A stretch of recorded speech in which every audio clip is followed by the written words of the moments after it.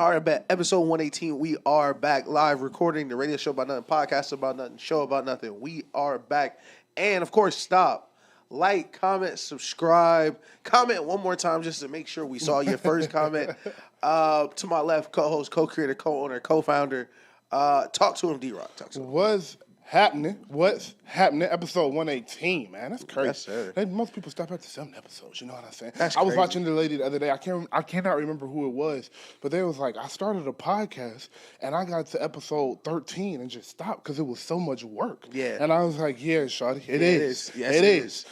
Yes, so, it is. like it said, please subscribe so we can stop the other job that we do and just do this. You feel me? Facts. All right.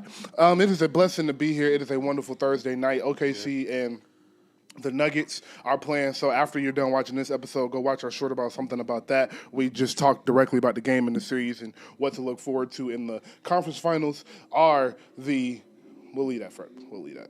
Facts. But it's been a week. It's What been a a week. week. It's working hard. Yeah. My boy working hard. Back in school, doing on the grown man grind. Yeah. A grown man grind. You see that Working, GMG, potting, you feel me? school, and all that. All that.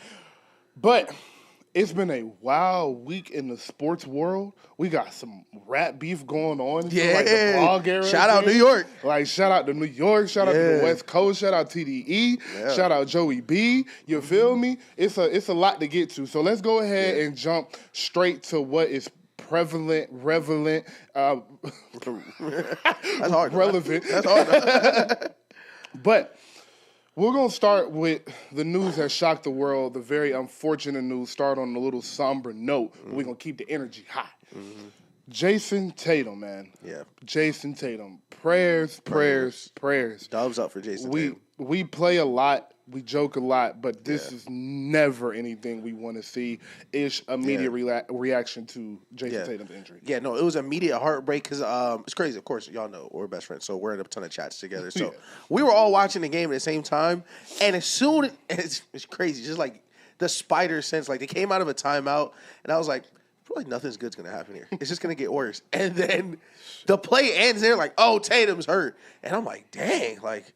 It's going to get worse, and they panned the camera over, and I knew immediately whatever it was, he was not playing basketball for the rest of the season. Like, the pain on Jason Tatum's face, like, he was immediately almost bursting into tears. Like, whether it was pain, anger, resentment, just devastating to have happen for my first reaction was an athlete at his age, someone who's already accomplished so much in the NBA, you know, on the verge of trying to repeat, like that's an Olympian, all NBA player, one of the best players in the league, and like just to see that happen, so just devastating, heartbreaking. Truly heartbreaking is a perfect word to describe this because his explanation after was just like, why me? And I completely understand that. Mm-hmm. And Jason Tatum has played the most games since he stepped into the NBA. Yeah. He's what do they call them? An Iron Man. Iron Man. He's an Iron Man. He does not miss games. Mm-hmm. He missed 6 games this year, and they were all against bad teams. And when I say the bad teams, I'm talking Charlotte, Brooklyn Nets, Atlanta. The Wizards.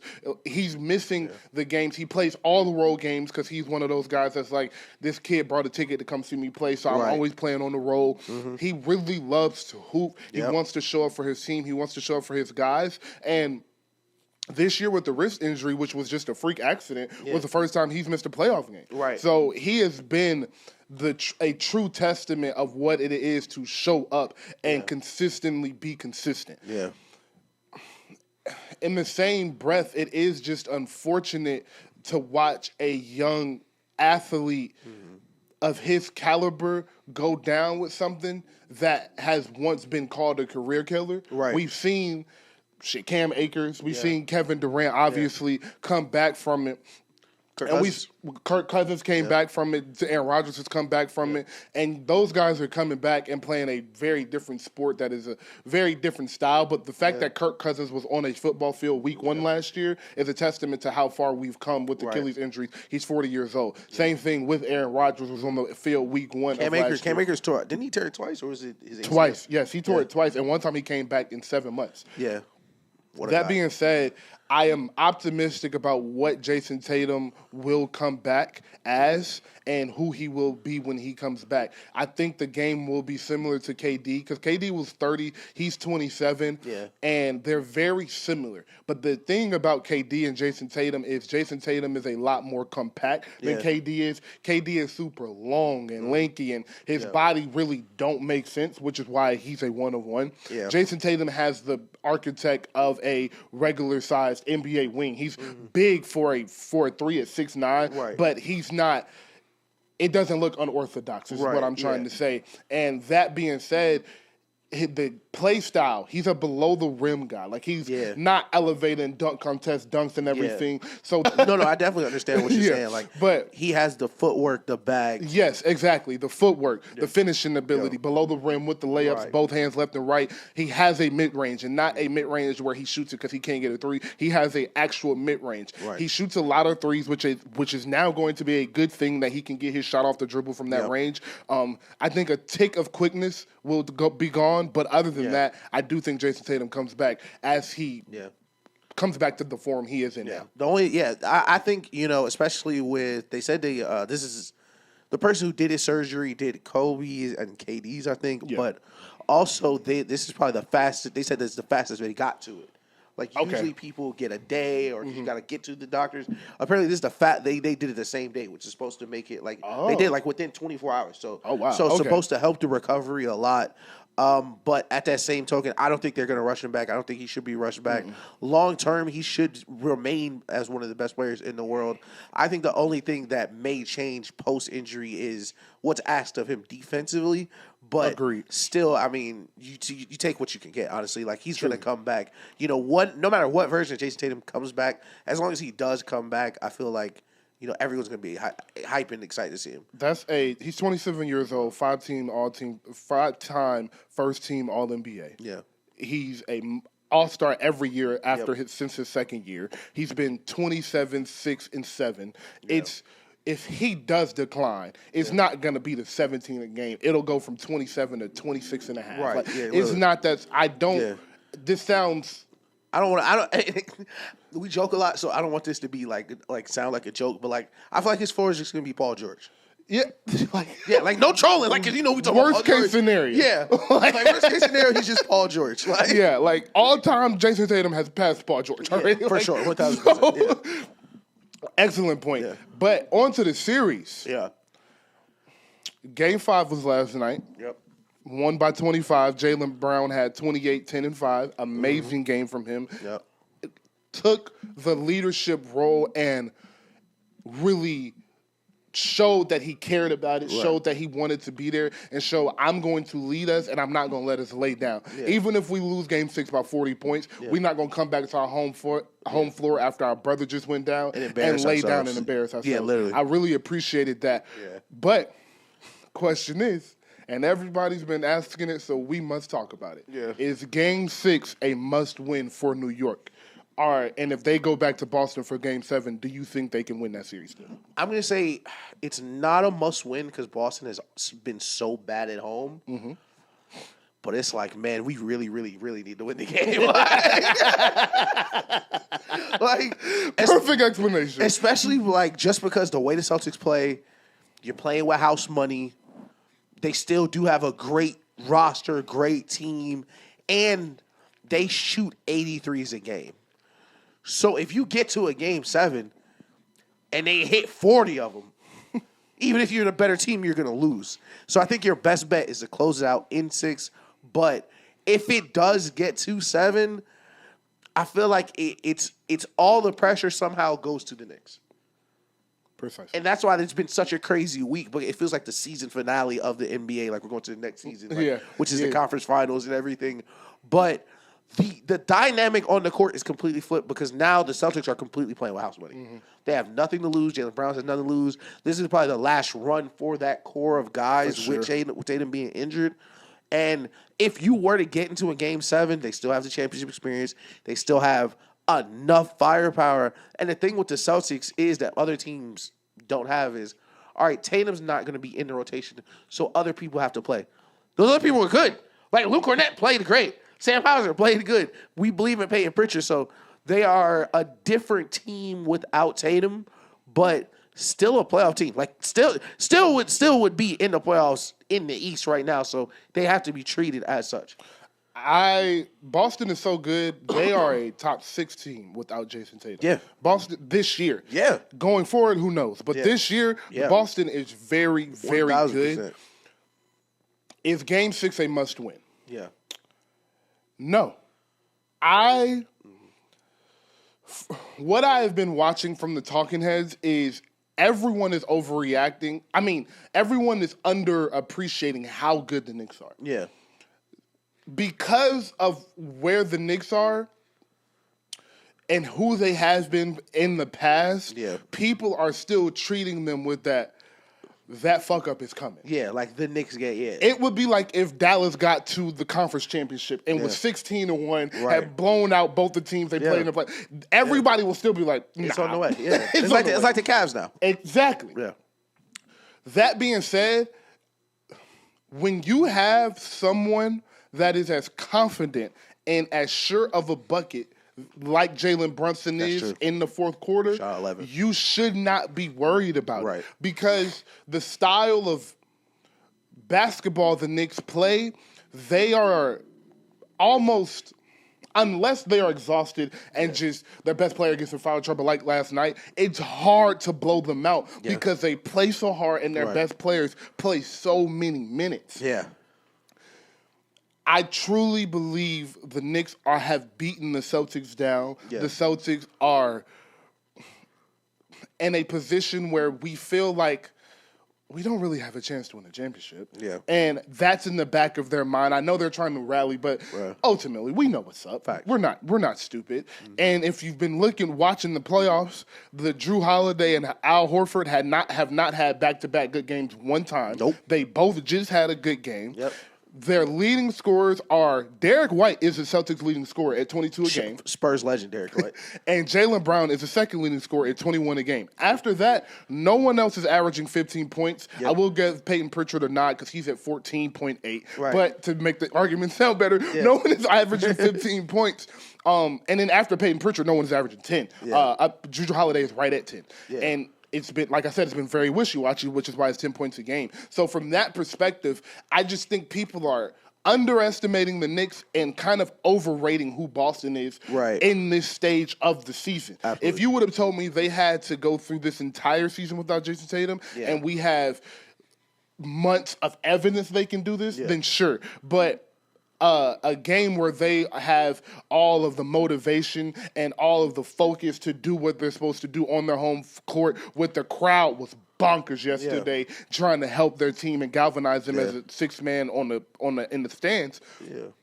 I just think the Knicks are going to get the job done in Game 6, and even if they don't, I still think they can win Game 7 because I don't think Boston's going to go in there and blow them out unless the three-point barrage happens, which I wouldn't bet on. Yeah. And then once we got into the fourth quarter, now that JT is gone, I absolutely trust the Knicks more in the fourth quarter. 100%. So, like you said, they really should win Game 6. Yeah, really gotta win. But they can't win Game 7. And I 1,000% agree. Before we switch off the Celtics and what it means for them, I want to wrap it up just with a challenge because we love Atlanta here and we always root for the funniest possible outcome. Before I get there, I'm gonna pose a question and then I'm gonna rant a little bit. Okay. If you're Jaylen Brown, what do you think the gap is between you and Anthony Edwards? Continue. Because if you're Jaylen Brown with the Eastern Conference Finals MVP, a Finals MVP, looking around, y'all both from Atlanta. Shout out to the Atlanta. This is why I thought about this. If you're Jaylen Brown, you should not think there's a gap. You should think I'm a champion. He's not. I'm an all-star. He is too, but I've been an all-star longer. I've been around longer. I am him also. And if Jaylen Brown, and this is the challenge, if Jaylen Brown can be a superstar, I think the Celtics can still win the championship. But that is the challenge of you're going to need to be 29, 10, 8. And for the rest of the way. The rest of the way. And if you think you're the best shooting guard in the league, you should be able to do that. And it's time to prove it. Literally. Time to prove it. And I love that. And Jaylen Brown has always been someone who wants his respect, who wants his, and Like, your time, that's the thing. And I love Jaylen Brown because he was talking about how prepared he always is. Mm-hmm. Your time does not give you advance notice. You don't get advance notice of your opportunities. Come on. Your opportunities knock when they knock. And right now for Jaylen Brown, you have a chance to change the entire team moving forward. Yes, because sir. if Jaylen Brown goes for 45 in Game 6, which is a challenge, and they win that game, that team believes now. If I'll say this. Yeah.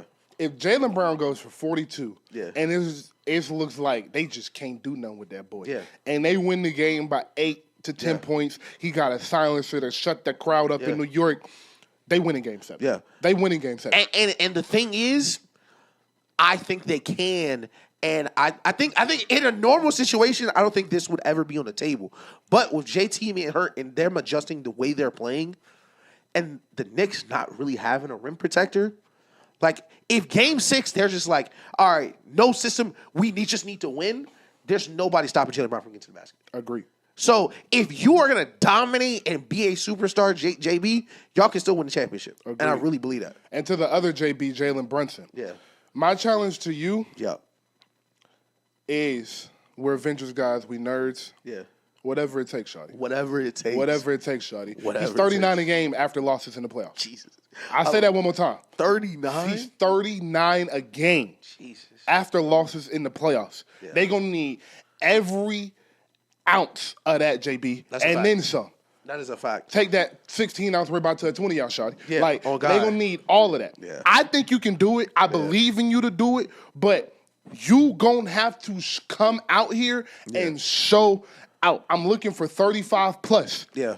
But one thing I know, that boy got it. Yeah. He got a dog in him. 11 is really growing on me. But he got a cat next to him. Yeah. And that cat got to be a lion. Yeah. Not a little house cat. Yeah, we can't. That cat, K-A-T, Yeah. you got to play like it means something. Like Yeah. it's a championship. Like we need every ounce of hustle, every play, every moment. It has to be like it is the last time you're going to play this year. Yeah. Like it's a Game 7. Yeah. That is the type of energy the Knicks have to come out here with, because the Boston plan is going to be come out here, punch them in the mouth, and shut that crowd up and make the crowd nervous, because there's so much pressure on New York. New York has not been in this situation for so long. Hasn't closed out a game in New York in 20 years. In 20 years. Yeah. The past 3 times they've had a chance to close out an MSG with this iteration of the roster, they have not been able to do it. 2 times last year, 1 time this year.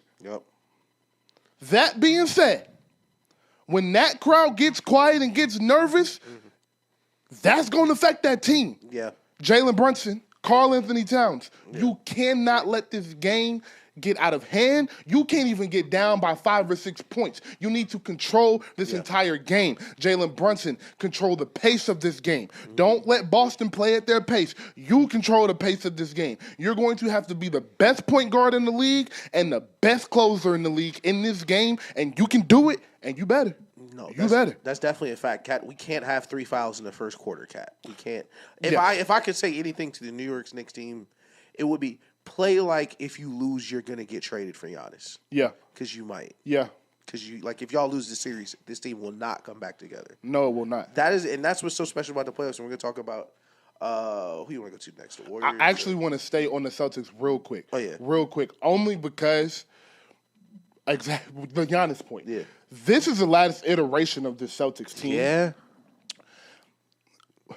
Where do you think they go from here? Because you literally cannot keep everybody. This isn't hyperbole. They cannot keep everybody on that roster. Yeah. I personally think Al Horford retires. Yep.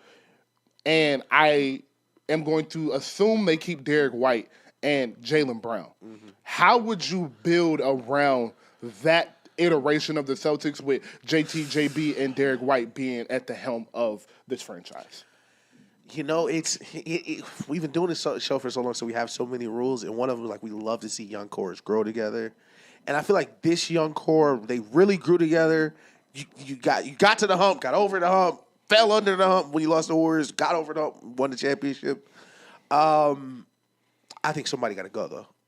I think you need to full rebuild, because I don't think if Jaylen Brown and Derek White and the resonant pieces of that team are together, you're not gonna be good enough. You're not gonna be bad enough for a full rebuild. Mm-hmm.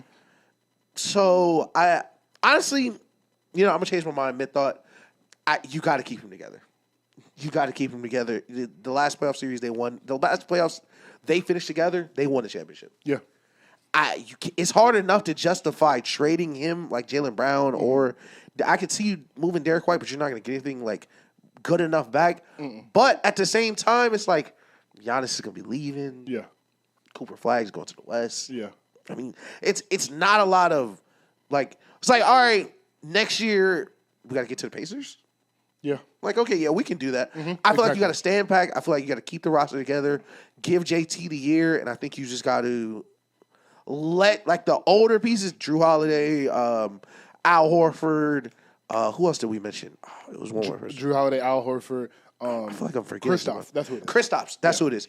Let the outside pieces that were there that came after Jamie and JPT, let those go and just try to retool again. All right. So the funny thing is,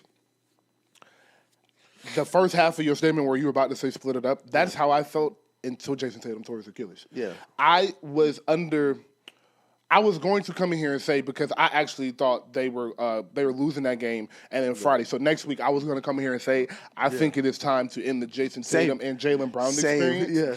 And not because I don't think they can work, not because I don't think they'll ever win the championship again. Yeah. But right now, I think Jaylen Brown value is so high that you could make yourself a contender and keep yourself as a contender if you moved him this second. Right. And the Celtics I think Jason Tatum is good enough to be head and shoulders above the best player on the championship team. Right. And right now it's like neck and neck damn near some nights who's the best player. Yeah. I think it can be undisputed like Bron on the Cavs type shit. Yeah. And because Tatum tore his Achilles, I no longer feel that way. Because you got to keep people in them seats. Yeah. You got to keep people wanting to watch. And you can stay competitive if you build this roster correctly after getting rid of Drew. But the real pressure to me is on Joe Mazzulla. That's a fact. Because that roster gave you the luxury to shoot all them damn threes. Yeah. That roster gave you the luxury to play that nerd-ass basketball. That's a fact.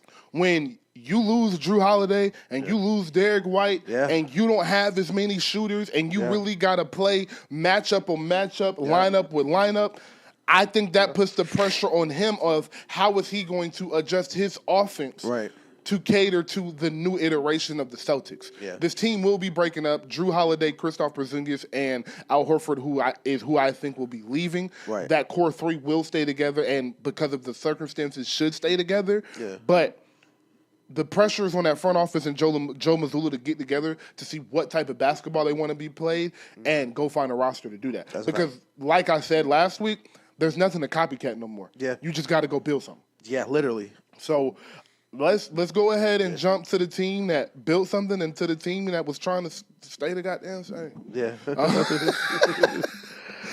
Oh man, this one. This hurt, gang.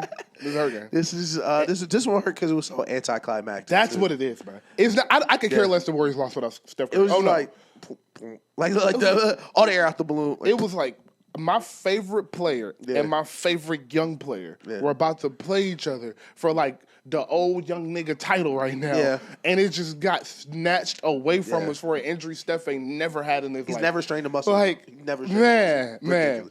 So my only point is, actually, I want to first start with Chris Finch. Yeah. I said they should fire you 3 years ago, and I've been saying it every year since. That's a fact. I'm glad they did it. It's amazing he still has a job, though. It is. It's amazing. That Memphis Grizzlies Timberwolves series is one of the funniest NBA series you'll ever watch in your life. Nasty hoop. Just disgusting shit going on out there. But they kept Ant there. Mm-hmm. They kept that McDaniels there. Scottie Pippen and Michael Jordan. Yep. And they kept that Mike Conley for the veteran presence. Mm-hmm. NAW has been there for a while. Hell yeah, just gave that nigga a new nickname. Yeah. No, they be calling him Nah. They be calling him Nah for real. Nah. Yeah. I like that. Nas Reed has been there for a little minute, and they kept everything together, and you can see it in the playoffs. Yeah. Because previous iterations of the Timberwolves would have lost the game. Yeah, for sure.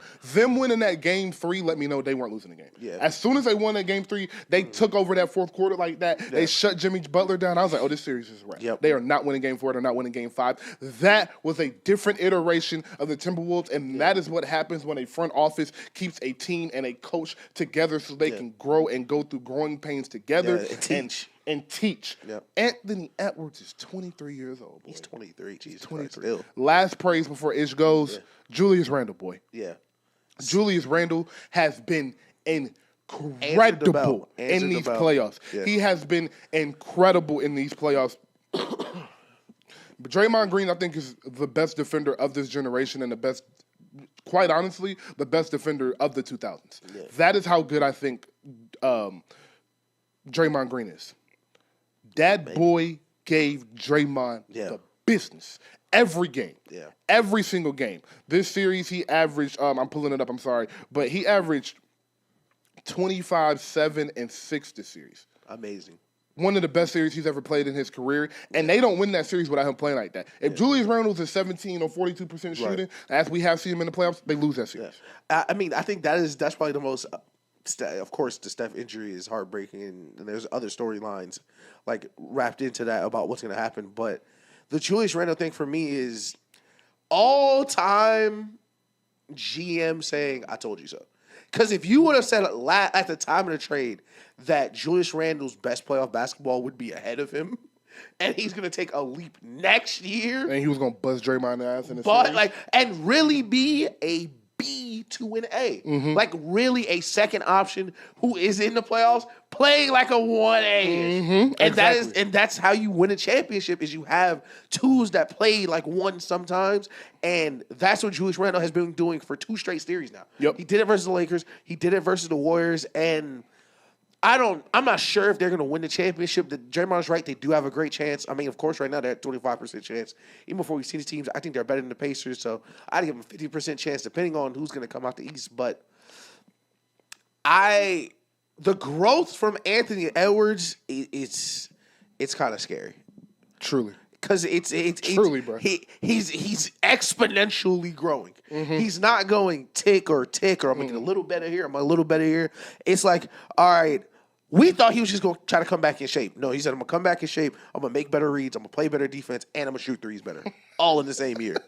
Like, usually you see somebody come back, I learned a new move. He's learned 7 different things at the same time, and so far, nobody's been able to really stop them. Yeah. Like, him... And as a hub of scoring is so hard to contain because at 6'3", 6'4", 6'5", just a sidebar, nobody knows how tall this nigga is. We've been arguing how tall this nigga is for 5 years. But however tall it says he is, he plays 6'7", because he is super strong. So not only does he get to his spots, he gets to his spots and pushes, like moves you out the way. With the shoulder, yeah. He's playing super under control, super pace, really everything I thought the Timberwolves could be back when we first started covering them. And what the first thing I was saying, 3 years, I was like, for the Timberwolves to win the championship, Ant has to be the guy. And this is the guy. This is the guy. Back-to-back Western Conference Finals. At 23. At 23 in this West. And, like, it's not over. That's the crazy part. No, sir. Like, no, sir. Depending, it's just beginning. And depending who comes out the East, like, do I think the Knicks can beat the Timberwolves? Like, I don't know. Like, do I think the Pacers can beat the Timberwolves? No. But the Knicks, maybe, like, Jalen Brunson, Anthony Edwards, but then you got the Cat, you got the Julius Randle. Listen, so much is, like, on the horizon for them, but just in this moment, we have not seen what Anthony Edwards' ceiling can be. Everything you said is correct. What I want to add to that, and what has been eye-popping for me this playoffs, the game has slowed down. Yeah. The game has slowed down for Anthony. Sloan. The game has slowed down for Anthony Edwards. Yeah. And when a superstar starts to play the game at their pace, no matter what team they're playing, it's wraps. Yeah. It is at the point where no one is stopping Anthony Edwards except himself. Yeah. a bad shooting night. His wrist hurt. His fingertips hurt. He can't grip the ball right. Yeah. That's the only thing that's stopping Anthony Edwards at this point because the game has slowed down. As Isha said, if the whole first half y'all don't want me to shoot the ball, I'm going to make all the right reads. Yep. In the second half, if y'all want to stay home and just let me drive and hope I miss, I'm not going to miss. Yeah. He was missing layups early in the season. He got it together. Yep. His shot wasn't falling early in the series. He got it together. Mm-hmm. Anthony Edwards is on the verge of becoming one of the 15 best players we have ever seen in our life. Yeah. Anthony Edwards is on the verge of becoming one of the 15 best players we have ever seen in our life. He is 23 years old. Yeah. And people are calling him one of the best players in the world already. Yeah. In the NBA with Jokic, Giannis, Jason Tatum, SGA, Luka. He's 23, and I'm sitting yelling at Ish like, he's better than Luka. Yeah. It's like, why? And I'm like, he just is. Like, look at what we're watching. I don't care. I had to tell Ish, I don't care what Luka has done for 4 years. Just talk to me about what I'm watching this playoffs game. Yeah. Listen, it's been a hell of a month. And it's been a crazy month. Boy, man. Anthony Edwards' ceiling, like you just said. Yeah. We can't find it. It's no ceiling, bro. We can't find it. That boy's special. The Minnesota Timberwolves are my favorite to win the West, whether the Nuggets come out, whether the OKC comes out of this series. They are my favorite, and I'll say it right now. Minnesota Timberwolves are your 2025 NBA championships, and Anthony Edwards gets his first Finals MVP, and they will be the first team to repeat in 8 years. Damn. I'm calling it now. They'll win this one and next one? Once that boy get it, once he tastes that, it's over with. That's crazy. It's over with. Let's quick pivot because we only need to hit this one for a couple minutes. But you said they're going to win next year too. Is that contingent on where Giannis goes? Yeah. Okay. Okay. All right. Okay, that's what I wanted to ask. Yeah, my bad. That's what I wanted to ask. Because if Giannis end up in San Antonio, I don't know how teams get to 65. 65, twin. Just, bro, I think one of the best things about being a fan in like the modern age, like let's do a little positive because we always shit on NBA Twitter and modern basketball. Like it was so much better when we was kids, and of course it was because you niggas wasn't so weird with your graphs and who's the peak 15 best players? Well, my equation has this nigga at 27% peak. Yo, fam, shut the fuck up, bro. Some nigga had the best peaks of this decade from the players of this decade, and it had 4 columns of shit I ain't never heard in my life. LeBron. I said, nigga, who the fuck wants to look at a periodic table when talking about peaks? You ever had a nigga try to explain to you what LeBron percentage means? They said he got a LeBron got an 8.1% LeBron. I said he's LeBron. How the fuck is he 80% of himself? He's LeBron. Like, but aside from that, is like you get to connect with like I'm part of Spurs Twitter, Daniel's a part of Ravens Twitter. Like we're all a part of like specific Twitters. And the most interesting thing is like the last week, because I'm a Spurs fan, so the Spurs got the second pick. And there's just been this internal debate about whether or not Giannis would be good because of his contract. And let me tell you nerd-ass niggas right now, I don't care what he costs. Are you crazy? They're like, well, the salary cap and Victor contracted. We won't have any flexibility. Flexibility for what? What else would we need? What else do you niggas want, bruh? Like, dog, like I get flexibility for what? They're like, if you look at the salary cap and what CJ did, we're really locked in. If you get 2 superstars, yeah, locked into greatness, nigga. Like, what are you talking about? Like, yeah, we should draft Dylan Harper for what? For what? Like, Dylan Harper's ceiling wouldn't even be Giannis. He wouldn't even be as good as Giannis like right now. Like, best case scenario, he's still not Giannis, bro. Like, Giannis touching down at San Antonio, and let me bring it all back in. Please, San Antonio, RC Buford, Greg Popovich, trade for Giannis. I don't care what it costs. Listen, Giannis or Cooper Flag, do not draft someone at 2, bro. Please, please. And if you need a reason why, go ask Steph Curry. if you look at the history of drafts, it's not 1 Hall of Famer, 2 Hall of Famer, 3 drop off. No, it's 1 Hall of Famer, 1 nigga who stinks, and then somewhere in the first 2 rounds, it's somebody good, bro. It's not gonna be Cooper Flag and Harper going to the Hall of Fame, bro. It's not. It's gonna be Anthony Edwards and James Wiseman. And if you want to know the difference between picking 1 and 2, ask Minnesota and ask Golden State. That is the gap between picking 1 and 2. Yes, before the draft, it feels like, oh yeah, there's only 1 pick difference. No, it is not. It's the difference between Hakeem and Len Bias. It is a difference between being one of the best teams ever and having Victor and flexibility. Who cares? Who cares? Could you imagine? Like, so the trade, just to put it in the room, just to put it in the atmosphere. If my first call to Milwaukee was like, all right, they really would want to trade him. Get the 2, you get the 14. Pick swap. Keldon. You gotta give up Castle. Listen, Keldon, Vassell, and I will clarify by saying this is an Atlanta show. Stephon Castle is from Newton County. We are biased. Shout out Rookie of the Year. I'd move Fox before I move Castle. Personally, I would too. Yeah. But I don't know. The only thing I'm looking at as a Bucks is why do I want an old point guard? Like, for what? Yeah. What is De'Aaron Fox going to do for me? So I am only saying they're going to have to throw in Castle because I think that is what the Bucks will ask for. And if the Bucks don't ask for Castle, they are stupid. They are stupid. Listen, the Lakers ain't asked for Reeves, so. Exactly. Yeah, that's true. But obviously the draft lottery was fixed, and Nick Wright, I don't care how I don't care about that nerd shit. Where you talking about like 100 people would have to be. Shut the fuck up. Shut up. Do you know the shit if I get talking about the moon, listen. They can lie about anything. And those people wouldn't have to be in on it. I hate the idea that everyone would have to agree for it to be rigged. Who the fuck cares what the Wizards owner thinks?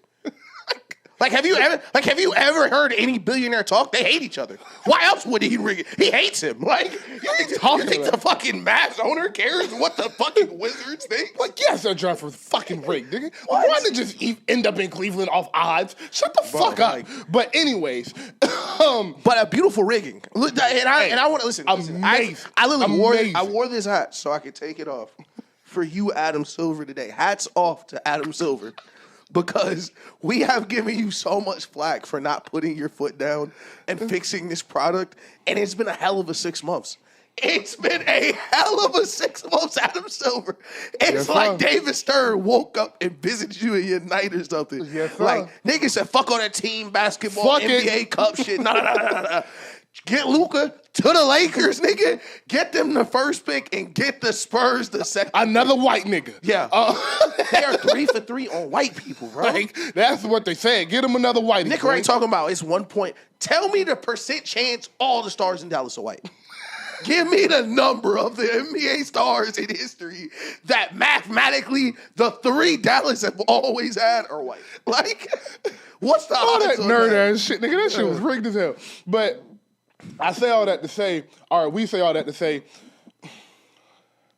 I don't think Adam Silver is letting Giannis go west. Really? I thought we said that too, though. I do not think he allows Giannis to go west because if Giannis went to the west, we're talking Giannis and Steph, LeBron, AD, Luka, Wemby, SGA, Jokic, Aaron Gordon, Kyrie, Zach LaVine, DeMar DeRozan, shout out DeMar DeRozan, Stephon Castle, Ja Morant. We're missing. I'm missing the entire Rockets team.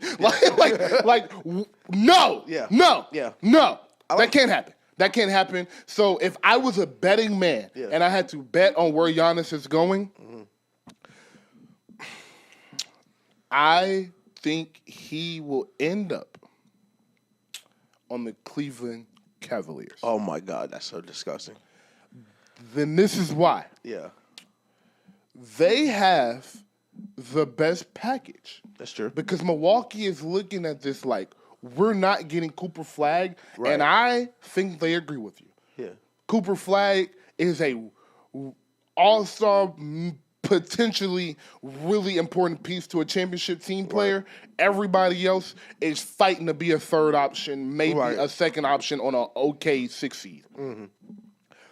They're looking at that like, we can't do nothing with that. Right. So why don't we go get some guys that have proven to have playoff experience? Right. We have Dame. Maybe he's able to come back by the end of next year. So we go get Evan Mobley. Yeah. We go get Darius Garland. Yeah.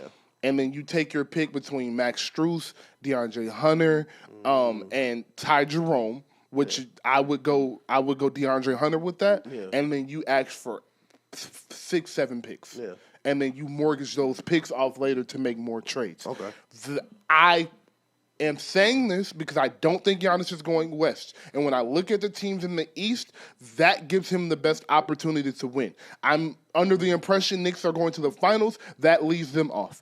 The Brooklyn Nets, what the fuck would you go to the Brooklyn Nets for after you watch what they did to KD and Kyrie? Yep. The second option I do like is the Toronto Raptors. I love that option. An international player on an international team with a whole country behind him that is as good as Giannis with the ambassador Drake and the celebrity he is. Yeah. I love that. I don't know if he's still never mind. Yeah, true. But Cleveland and Toronto is where Giannis will end up. Let me say that again. Cleveland and Toronto are the two teams Giannis has a chance to go to. Everyone else is out. I think he goes west. I genuinely think he goes west. I don't think you can do that. I think he goes west because I think the teams in the East are, one, I don't think they're ran as good as some of the teams in the West, and two, a lot of the teams he goes to defeats the purpose of leaving if he stays in the East. Like, people throughout Miami, you got to trade Bam or whoever it is. You get to Miami, you're not going to play with nobody. I mean, you go to Toronto, you might as well stay in Milwaukee. It's like at best, you keep Scotty Barnes. But, I mean, even, do I think a Giannis, Scotty Barnes team can compete? No. He said he wants to play somewhere with no income tax. Canada taxes are crazy. But I think all the best fits for Giannis are in the. I ain't gonna lie, and of course this is Spurs fans talking. I make the nigga veto it. I make the nigga veto it. If I would dead ass he would have to put it out not allowing this trade. Yeah, I think he will. It'll be behind back channels and nobody will know for 15 years. But he's not letting Giannis go to the West. You can't have the 5 best players in the NBA, especially with Jason Tatum out now. The 5 best players in the NBA are going to be in the West. You can't have it. Used to be like that, though, when it was kids. No, it did not. Shaq, Tim Duncan, Kobe. That's 3. The Chauncey Billups. Shout out to my nigga Barry. Shit.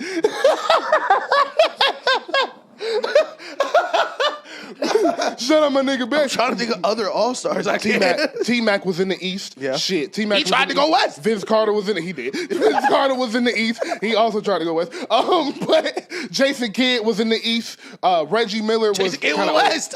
Jason Kidd to go west. But look, I ain't saying Giannis won't ever get west. I'm just saying. Next year he won't be west. 04, right? If we go 04, we got Shaq. Yes. Kobe. Yes. KG.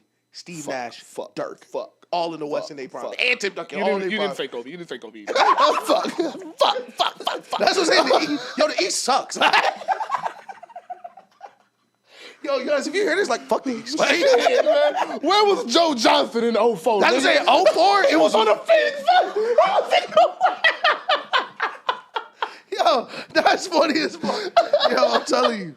Yo, I really don't think it's gonna happen. That's hilarious. But to end, the Spurs is absolutely the best option. I just don't think my dream Spurs lineup. If I had the end of, I said I would trade Fox before Castle. My dream Spurs lineup would be Castle, whoever at the 2, Sochan, Giannis, Wemby. You don't get 100 points. Castle, Sochan, Giannis, Wemby, you don't score 100 points. I don't care who you are. No. I don't care who you are. That's the team that's winning the championship next year. Yeah. They're winning the championship. As long as Vic is okay, they're winning the championship. Okay. And I ain't gonna cap, I'm signing Chris Paul to another 1 year. Yeah, hell yeah. Chris Paul played 82 games this year. Bro, he played solid. Every game. He played every game. Let him stay as a backup point guard. Let him stay mentoring Castle. Listen, keep teaching Stephon Castle because you see and that's another thing, bro. We're big on this. Stop trying to cash in your chips on young niggas they first good rookie season, bro. Castle just won Rookie of the Year. Spurs fans, stop trying to trade him for Dylan Harper. Come on, bro. He's Rookie of the Year in the NBA. Dylan Harper may be Rookie of the Year someday, but he's not. Trading, I feel especially in the NBA as opposed to the NFL, I feel like trading for like to get rookies is so counterproductive in the NBA because unlike the NFL, it's like if we got a couple rookies out there, that's one thing. You got 3 rookies starting on your NBA team, you're not winning anything. You're just not. You're not. So I definitely listen. It's gonna be a crazy summer. Crazy summer. Fuck it, trade Giannis for Jokic. But to end, that's hilarious. But to end, cool the energy down. Yeah. Give a quick second to say thank you to Pop. Oh, listen. Greg Popovich transferred from the coach to, running the head of basketball operations or whatever he's gonna be doing. The greatest coach in basketball history, of course. Facts. I'm biased, but Facts. Truly when I say the greatest, I mean the greatest in so many different ways. Like the greatest game planner, in-game adjustments, personalities, like everything Pop brought to the game. And you know what? I'm going to do this because a lot of people don't know the story of how Pop became coach because he had been coaching for so long by the time a lot of people started watching basketball. Pop was working in the front office, hired a coach. The coach sucked. They got into an argument. He said, yo, you think you can do it better? Coach said, yeah. He said, all right. Greg Popovich fired him. The next season, we tanked. The season after that, we got Tim Duncan. Yep. And never missed the playoffs with Tim Duncan. The model of consistency, but also able to change his philosophies based on teams, eras, won a championship in 3 different decades. Yes. Playing pace and space in 2014 versus Ray Allen and LeBron to battling versus 2001 Shaquille O'Neal and the rest of the dominant NBA. Like I could go on for hours how much I love Greg Popovich. I'm happy he's okay. I'm just, man, the greatest of all greats. Salute. And in a bigger light, just an amazing human. Yeah. The reaction to hearing that Pop was stepping down and the reaction when he had the unfortunate health scare just shows you how many people's lives he has touched. Steve Kerr being one of, I'm around the Warriors a lot. I hear Steve Kerr talk about how important Pop is to him and just the human he is. Yeah. And I just hear so many players that come through San Antonio talk about just how real he is and how much he cares about his team, how he treats the players like his sons, how DeMar DeRozan, the story he told about him, about how Pop helps him when he was going through his family issues. It is just a consistent confirmation that he was an amazing human. Yeah, person. And that is so important in an era where Pop grew up, where coaches were genuinely assholes. Yeah. Where we have George Karls. In an era like that, and to come out of that. Bobby Knight was throwing chairs at niggas. You feel me? Yeah. We come out of that, and it's never been a player to say anything negative about him. And every single player that has left that organization is still around that organization. 1,000%. That is a testament to him. And when we talk about the Spurs model of consistency, of course Tim Duncan was a big part of that, but Greg Popovich knowing how to, as Ish said, consistently adjust to what the team needed and how to build around Tim was extremely important to that. So as Ish said, the greatest basketball coach of all time on all levels. It's been an honor to watch him, watch him battle the Heat, to go back as I was older and watch the early Spurs series and to really see greatness in full force. Salute. And just to wrap it up, like this is a guy who game planned for the 04 Pistons and the 2013 Heat. Like, that is the type of guy we're talking about. Like, who's been to, like, he's been in game 7s with that Rasheed Wallace, Rip Hamilton team and LeBron James and Kobe Bryant. Like, Greg Popovich is the definition of a seasoned general. Who has seen it all, whose system went from 2 bigs, 2 7-footers, we gonna score 80 points, play crazy defense, to pace and space. Like, it's always beautiful to see the, like they always say, leave the game better than you found it. And it's like, especially when it was happening with his health stuff, it's just beautiful to see, like, the Rockets and Spurs are playing. And I know, like, my introduction to Ime Udoka was he played for the Spurs. And, like, you're watching little Greg Popoviches everywhere. Across the league now. Becky Hammond. Vegas. Literally, one of the great female coaches we have, like, and everyone is taking a little bit, like the Warriors are an offshoot of the Spurs dynasty where you can see Steve Kerr developing all the stuff he learned. So, much love to Greg Popovich, gave everything to the game, but still made it more than just the game. For sure. Yeah. For sure. All right. This leads me to one final rant. Yeah. And Ish mentioned them already. And I want to make sure San Antonio, Dallas for that matter, not Dallas, actually, they're out of this, but San Antonio, Philly, and any other team with a legend that can win championships and is still in their prime, fuck the NBA draft. Yeah, fuck the draft. Yeah. Respect to everybody that's ever been drafted. Yeah. Fuck the NBA draft. The Warriors had an opportunity with Steph Curry still in his prime, Draymond still in his prime, and a really good version of Klay Thompson coming off 2 injuries. Yep. And they had the number 2 pick in the draft with Klay Thompson missing another year.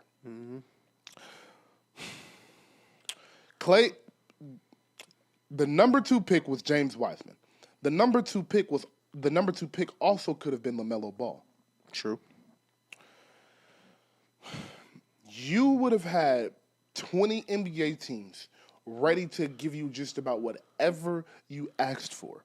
And you could have built your team around veterans. You could have retooled, did exactly what you did, which is make the play in, try to get an AC, get right back in the lottery, and trade those picks again, and build a competent roster for Steph, Draymond, and Klay to ride out with. Yeah. And instead, you got arrogant and thought that you drafting Steph Curry and him becoming Steph Curry, you had something to do with that. Yeah. And you put this team together, and you were the owner who was the archetype. Like, even though Jerry Wells built that team. When Steph Curry, thank you. Yeah. When Steph Curry got drafted, the Warriors were worth $455 million. Yep. It is a $6 billion franchise now. Yeah. Jesus Christ. Because of Stephen Curry, asterisk Draymond Green, Klay Thompson. Yeah.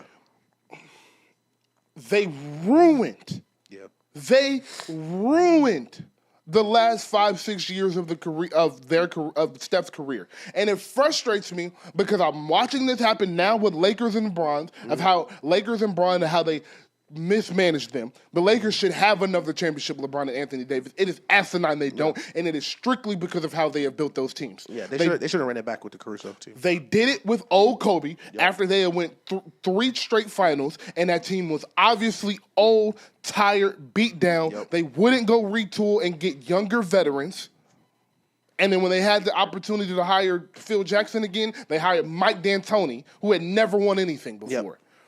I am tired of watching these legends that clearly have more to give to get to 5 and they get to 6 and 7, not be able to get to anything because of the front offices and the GMs being arrogant and thinking they're the reason for success. Yeah, 2 timelines.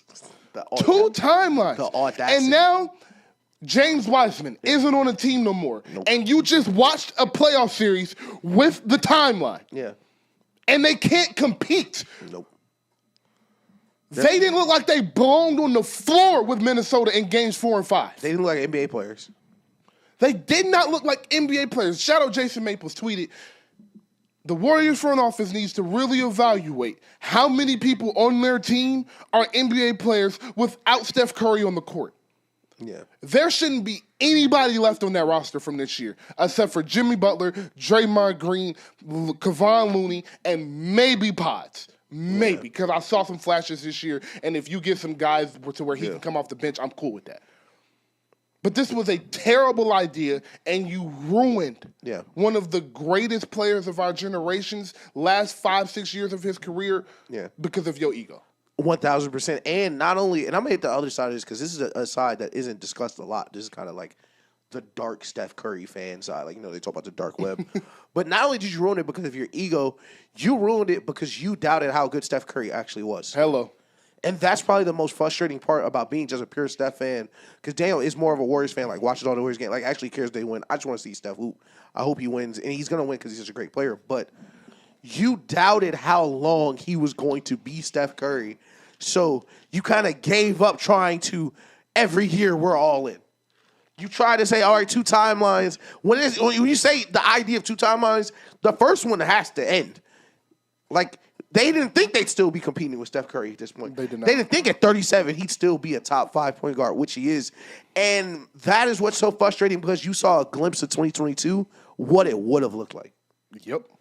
So, oh, yeah, we did win without KD. Exactly. Oh, and we won because we have someone that was better than KD pre and post. I'm still him. I'm still competing. I'm still the floor raiser of all floor raisers. Like Daniel said, ask yourself how many of these niggas are NBA players, and that's Steph's whole career, where you're watching games. Like, it's one of my favorite things to do. If you just watch, like, old highlights or, like, an old Warriors game where they're competing, like, who the fuck is that guy? It's like, oh, that's Alfonso McKinney. He played 2 seasons and went to the finals twice. Oh, is he still in the NBA? Absolutely not. Not an NBA player. Who the fuck is Anthony Lamb? He played a season of Anthony Lamb.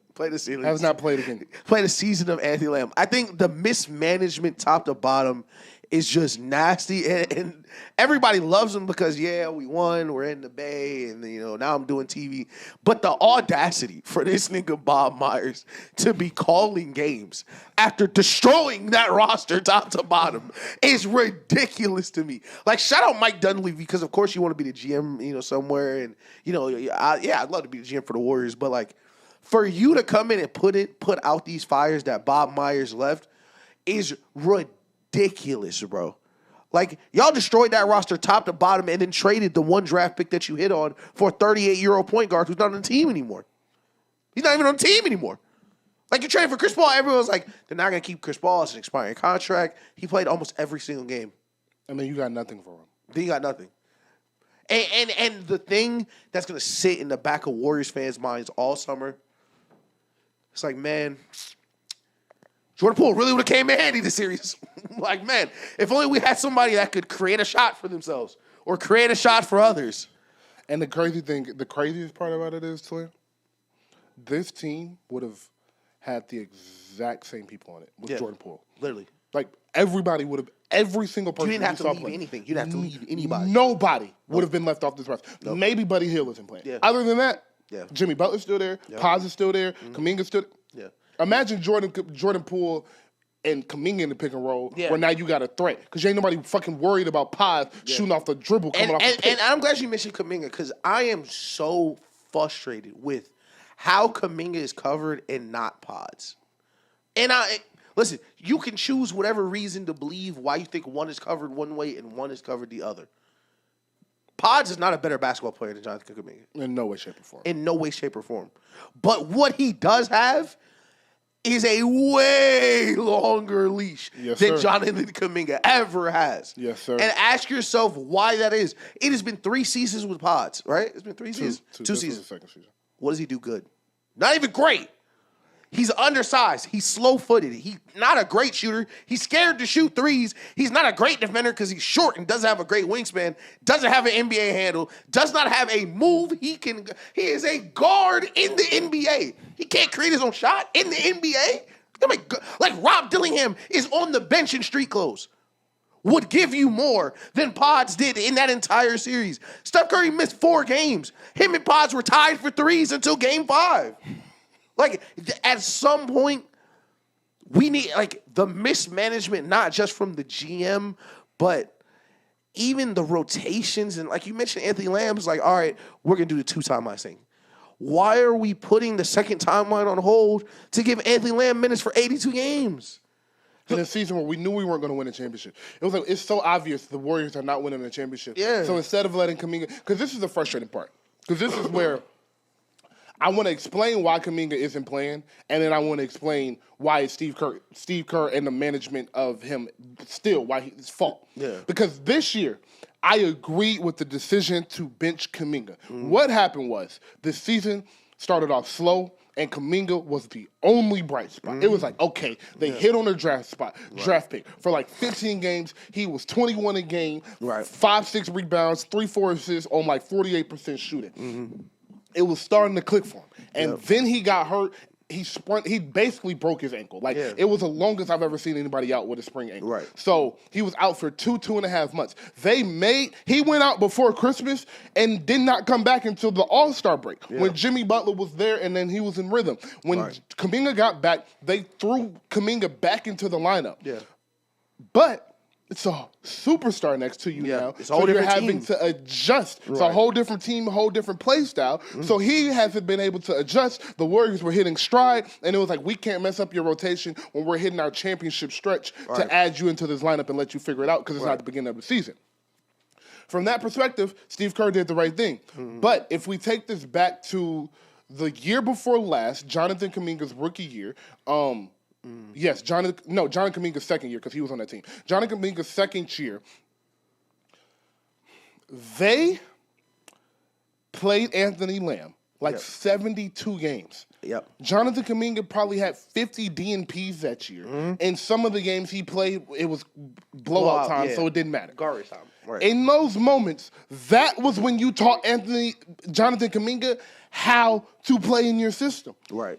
Because you would have gave him last year, then the year before, you would have gave him last year, and now going into the playoffs, when you need him to be 25, 26 a game, he probably would have been ready to do it. Right. But since you wanted to have this short-ass leash on him, but let Pops do whatever the fuck he wants to for 2 years, we're in this position. Yeah. And now Kuminga finna get signed and traded. Yep.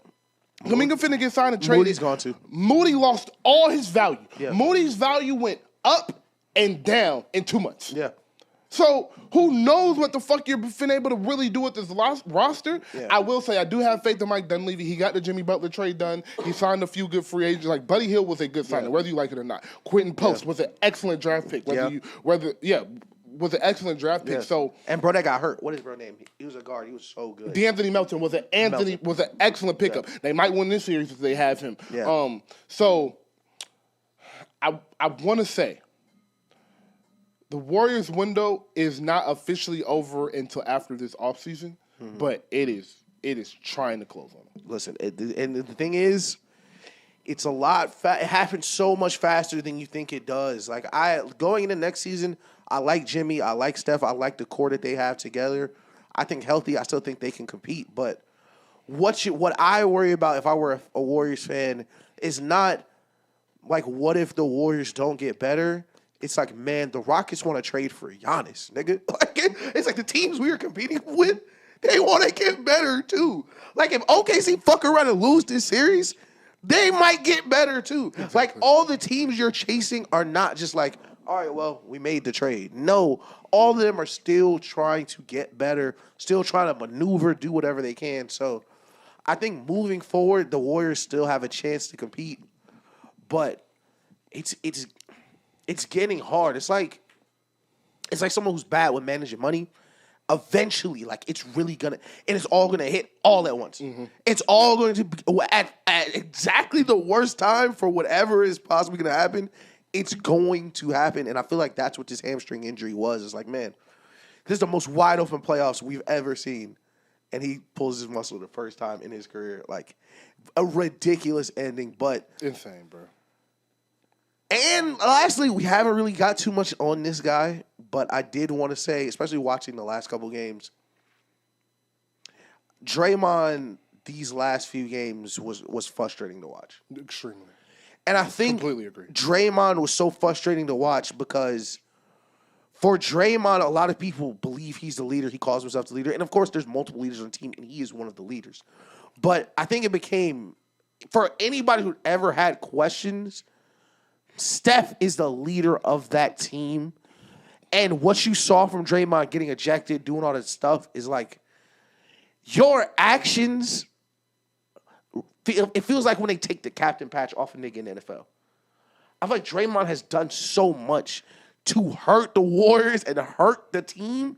It's hard for him to be a captain because, like, all right, bro, we already don't got Steph. The last thing we need is for you to be getting ejected.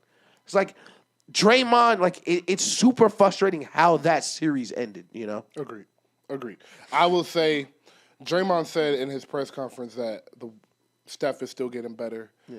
Jimmy's still getting better. And he's still getting better. Yeah. Draymond, you're not getting better. Not you're not. You're still good. Yeah, still a good player. But you're not getting better. And I think part of the reason you're not getting better is because you take yourself out of so many games so early, getting so unnecessarily frustrated about shit you have been dealing with for 15 years. Right. So, that's the end of my Warriors rant, and we will move on to the NFL because we have been talking about basketball for an hour and 5 minutes straight. So let's take a quick break. Listen, this is why I'm happy we talking hoops, because you niggas know. Come October. Yeah, big dog coming home soon, nigga. You know what it is. Yeah. But the NFL's schedule release. So let's before we even say the words, the NFL just gets it. Yeah, let me put the hat back. Just you gotta take it off again. Put the hat back on. All right, let me take my hat off for Roger to get the hell out. They truly get it, bro. Yeah. Got niggas on a talk show like NFL schedule release today. Oh, where are they gonna play? Yeah. Who's the week 1 matchup? Yeah. Like, it is amazing the drama, how they make everything feel like a big deal. Yeah. Everything, the draft, the draft process, the combine.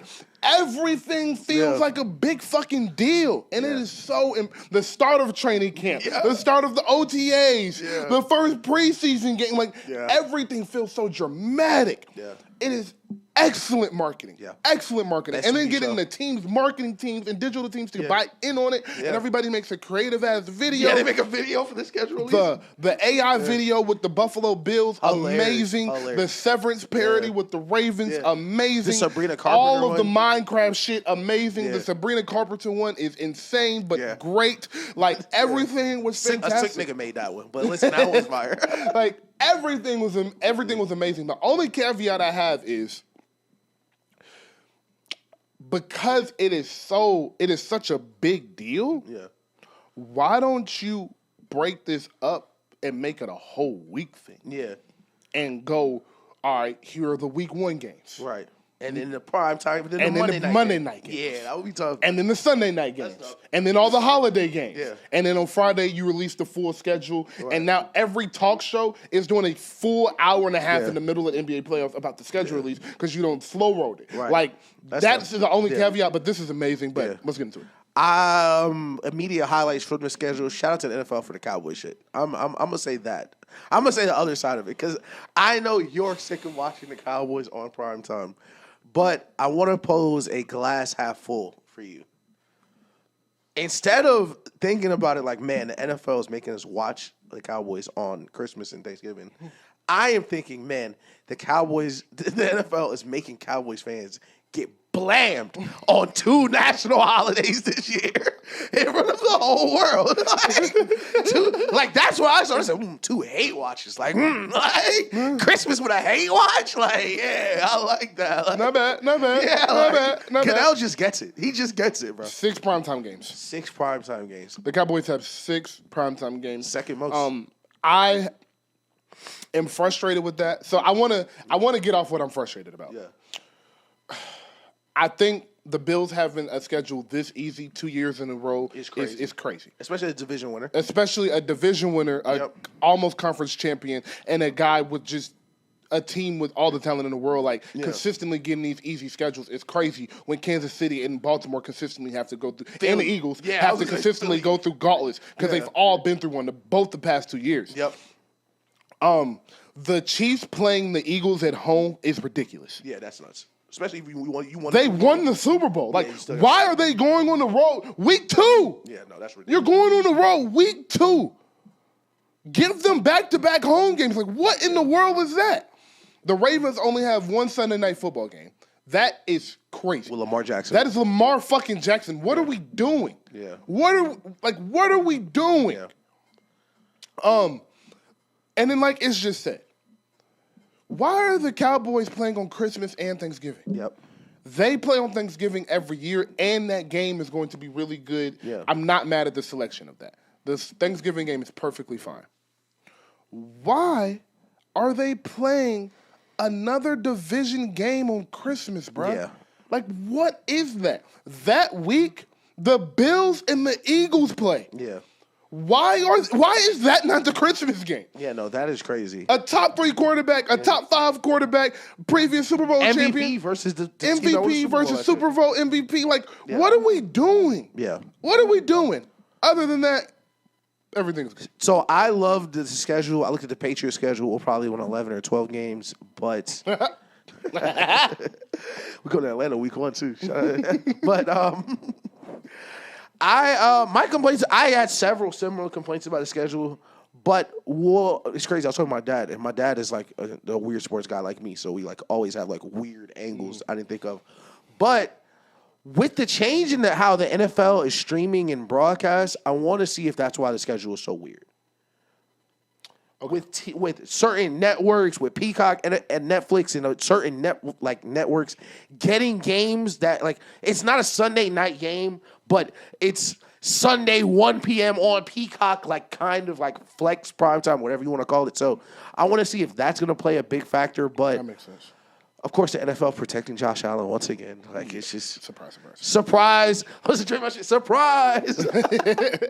And then, so I think the Cowboys should absolutely have multiple primetime games. Yeah, maybe 4. 4 was a perfect number. Yeah. The Christmas game should be Bills and Eagles, and then Week 11 on Monday night they play the Raiders. Yeah. What the fuck? Yeah, why? That week, the Seahawks and Rams play. The Ravens and Browns play. That's Week 11, so that should be Shedeur versus Lamar Jackson. Yeah. And then the Bears and Vikings play. And I know the Bears and Vikings have a primetime game. Yeah. They could have moved that primetime game and made this a primetime game. Yeah. Like, that's all my complaints. Everything else, I love. I love to see the Ravens and the Bills play Week 1. I love that Sunday night game as the Sunday night closer for the opening week. Yeah. I love that. First game of the season, Cowboys, Eagles. I have no problem with that. Yeah. Your biggest brand versus your Super Bowl champion. That makes perfect sense. The second game, Chargers, Chiefs. I love that game. Division rival in Brazil, best player in the NFL, plus a team that's supposed to be good, even though they've said that every year since 2011. But yeah, so my complaints are out the way. Yeah. What do you love about the schedule? And actually, let's just go to some teams. Start with the Pats. What did you like about the Pats schedule? And we played NFC South, so off jump, you love playing teams like that because I feel like, and like trolling aside, I feel like the Patriots might be a playoff team this year just because how like up and down, topsy-turvy, crazy NFL is. I think we're the second best team in the AFC East. I think with the people we have coming back, the good coaching, I think we're going to be one of those surprise teams that's going to get a couple wins early, beat Atlanta, beat teams like that, but I think whenever I look at any NFL schedule, and I'll take the broader point of your question, I always look at the last 2 weeks. Because that, I feel like, is something NFL does better than any other league. Where it's like, the last 2 weeks of the NFL regular season are more important than the first week of the playoffs in the NBA, damn near. Shit, you ain't lying. Like, those last 2 division games, like, seeing, like, oh, man. Like, we look at the Bills' schedule now, it's like, man, yeah, it's probably easy. You get to week 18 versus the Jets, and you need it. Like, you need it.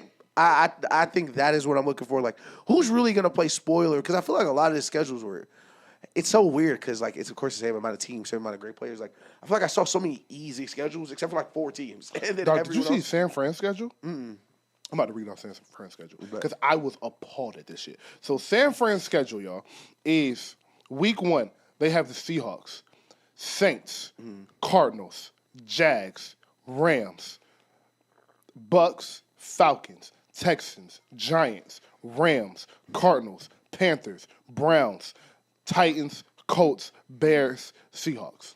They gonna be calling Brock Purdy MVP. No funny, they gonna be calling Brock Purdy MVP. Dog! Because I love Cowherd. That's a GOAT. I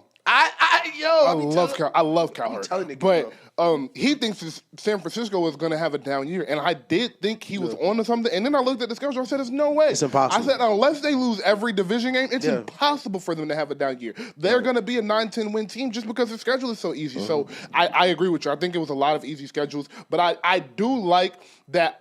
Most of the good teams all play each other. So I want to go to the Ravens schedule real quick.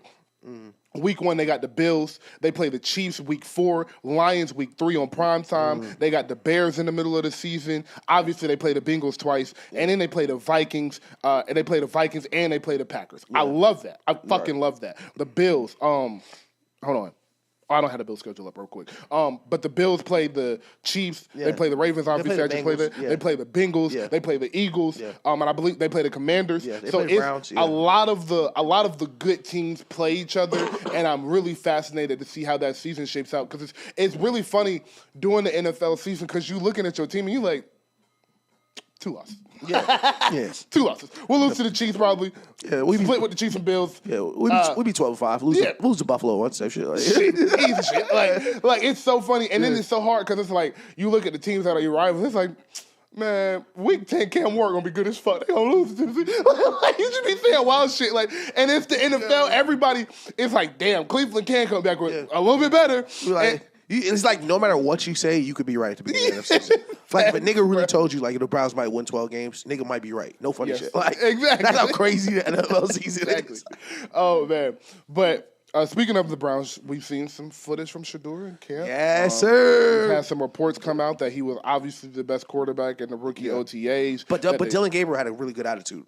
Throwing interception. But he real stand-up guy. The guys have been galvanizing around him, really showing that they know what happened to him. Yeah. And they want him. They want to see him be their leader. I'm excited for training camp for the Browns and OTAs for Shedeur to really get in that building. He's been in Cleveland since the day after the draft.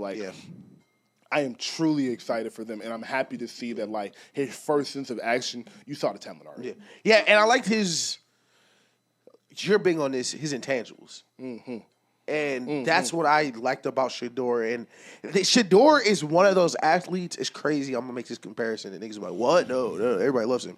Like, he reminds me a lot of kind of like Kyrie a long time ago, where it's like, the less you know about him, the more you dislike him. Yeah. Like, every time you hear Shedeur speak or anytime you hear Kyrie have a conversation with an actual person, you like him a little bit more. Yeah. And that's what it is with Shedeur. Is like, he has all of these people who disliked him from far away. Because first of all, you were not watching Colorado games. And second of all, you were not keeping up with him in Colorado, like in his active day-to-day interpersonal relationships. So all these things people are saying about Shedeur, like, oh, he has a terrible attitude, he's cocky, all that stuff. It's all hearsay. You have no clue. Exactly. You really don't know. So every time someone asks him a question that'll give him the chance to be that cocky, rude guy that people think he is, he just does the complete opposite because that's not who he is. Exactly. Like when they asked him about like, yo, are you going to prove them wrong? Like if you asked Aaron Rodgers, Brett Favre, Johnny Manziel, any of those people who have swagger, not characters, swagger, they'd be like, yeah, I got to prove them wrong. Yeah, like, yeah, Aaron Rodgers been talking about a chip on his shoulder for 20 years. Tom Brady been talking about a chip on his shoulder for 25 years. No. I just got to prove myself right. Like, yes, that is the attitude you have to take. And it's, listen, men lie, women lie, that film not. That film won't lie. No, it will not. That film won't lie. Listen, Dylan Gabriel, it's not an interview in the world that's going to save you from that film. It's not an attitude adjustment in the world. They're like, well, he auditioned to be a backup quarterback in the draft. That's why he got drafted better than Shedeur. Shedeur should have did that. Yeah, he's going to be cut in 3 weeks. Yep. Fuck is you talking about? Like, and shout out Tom Brady because they asked him about Shedeur, and like he told Shedeur the same thing. He's like, yo, none of that shit matters. Just hoop. Yep. Only thing that matters is how good are you going to play when you get here, and that's why him going to the Browns. Listen, wash your hands of it. You're surrounded by great players, and the great players, like you said, they want him to lead. Like I don't know if you saw the picture of them, like holding up the wrist shit. Like he don't even want to hold up the wrist because y'all gonna misconstrue it. He's just focused, locked up. And that brings me to my last complaint about the schedule that I forgot about.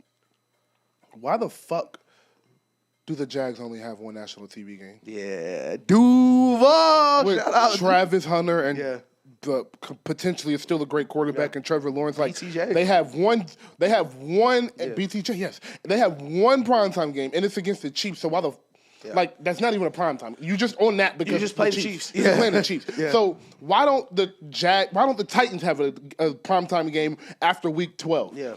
Give them a Thursday night game. Like there's no reason those two guys. Should not have primetime games. I understand the Browns because you're not 100% sure what's going to happen with Shedeur, but there's no reason we should not see Cam Ward on primetime. There's no reason we should not see Travis Hunter on primetime. The Bengals and the Jags play.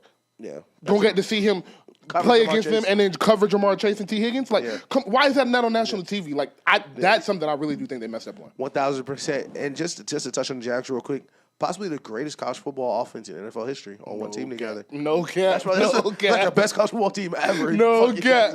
ETN, Travis, BTJ. Yeah, that's a crazy ass college offense. Yeah, they were. I'm excited for the Jags. That's my sleeper team. Obviously, we'll talk more football later. That is my sleeper team. the Patriots are my sleeper team, and the Panthers. Those are my three teams, and I'm like, don't be surprised. Don't be surprised that they wake up with 10 wins. I'm so lame. I'm going to have one sleeper team that's the same team as last year. I'm going to run the same narrative back. Who? With the Bears. Oh. It ain't no sleeper team. Bears finna be good as fuck. This the year. Listen, I ain't gonna lie. Ben Johnson for the port.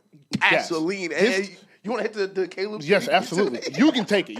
I don't have anything to say. I'll introduce it and then you take it. So there was an article that came out today regarding it was actually about a book that was written about quarterbacks and the process of being quarterback. And in that book, there was an excerpt about Caleb Williams in his rookie year and how him and his father were actually trying to do the Eli Manning and not get drafted number 1 because they did not want him to play for the Bears because they know the Bears are an organization that kills quarterbacks, a la Justin Fields. Yeah. Shout out Jay Cutler. In that article, there was... This is crazy. Like, I can't even believe this. Caleb Williams said he was watching film by himself.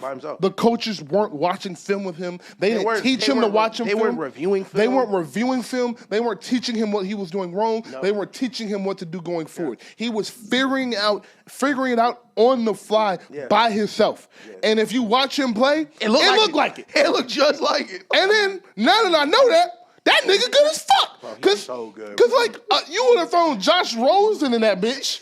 You would have thrown fucking Mitch Trubisky in that motherfucker. He would have thrown 75 interceptions. The fact that he got out of there with 6 interceptions and 20 touchdowns, shit. Listen, 3,500 yards, 20 touchdowns, 6 picks. I'll take it when you watch him film on a 2x4 by yourself. Like, what the hell? And it's crazy because this kind of came out after they made the coaching changes and stuff. Yeah. But...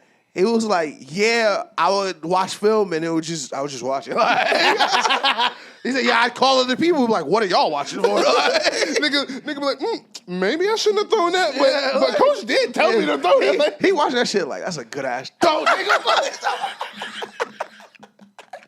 Yo, shout out Caleb Williams. Nigga got Caleb Williams highlights typed in talking about he watching. That's what's so funny. Niggas was so mad at me. How could you think they was gonna go to Super Bowl? Me and Caleb watching the same highlights. I thought that nigga was tough. He watching what I was watching. He watching Roma Duzzi. I was like, crazy. Yo, that shit is so funny, bro. The idea of him signing on the USFL to not play for Chicago Bears, bro, that shit should really send you a message, Chicago. Thank God them niggas hired Ben Johnson. That is the reputation Chicago had for young niggas. Oh, my God. He was gonna go sign for the New York Guardians or whatever the fuck they are. He was gonna go from USC on NIL to a 1-year minimum at some fucking USFL team to avoid getting drafted there. And what's crazy is this story came out and niggas was like, I kind of get it.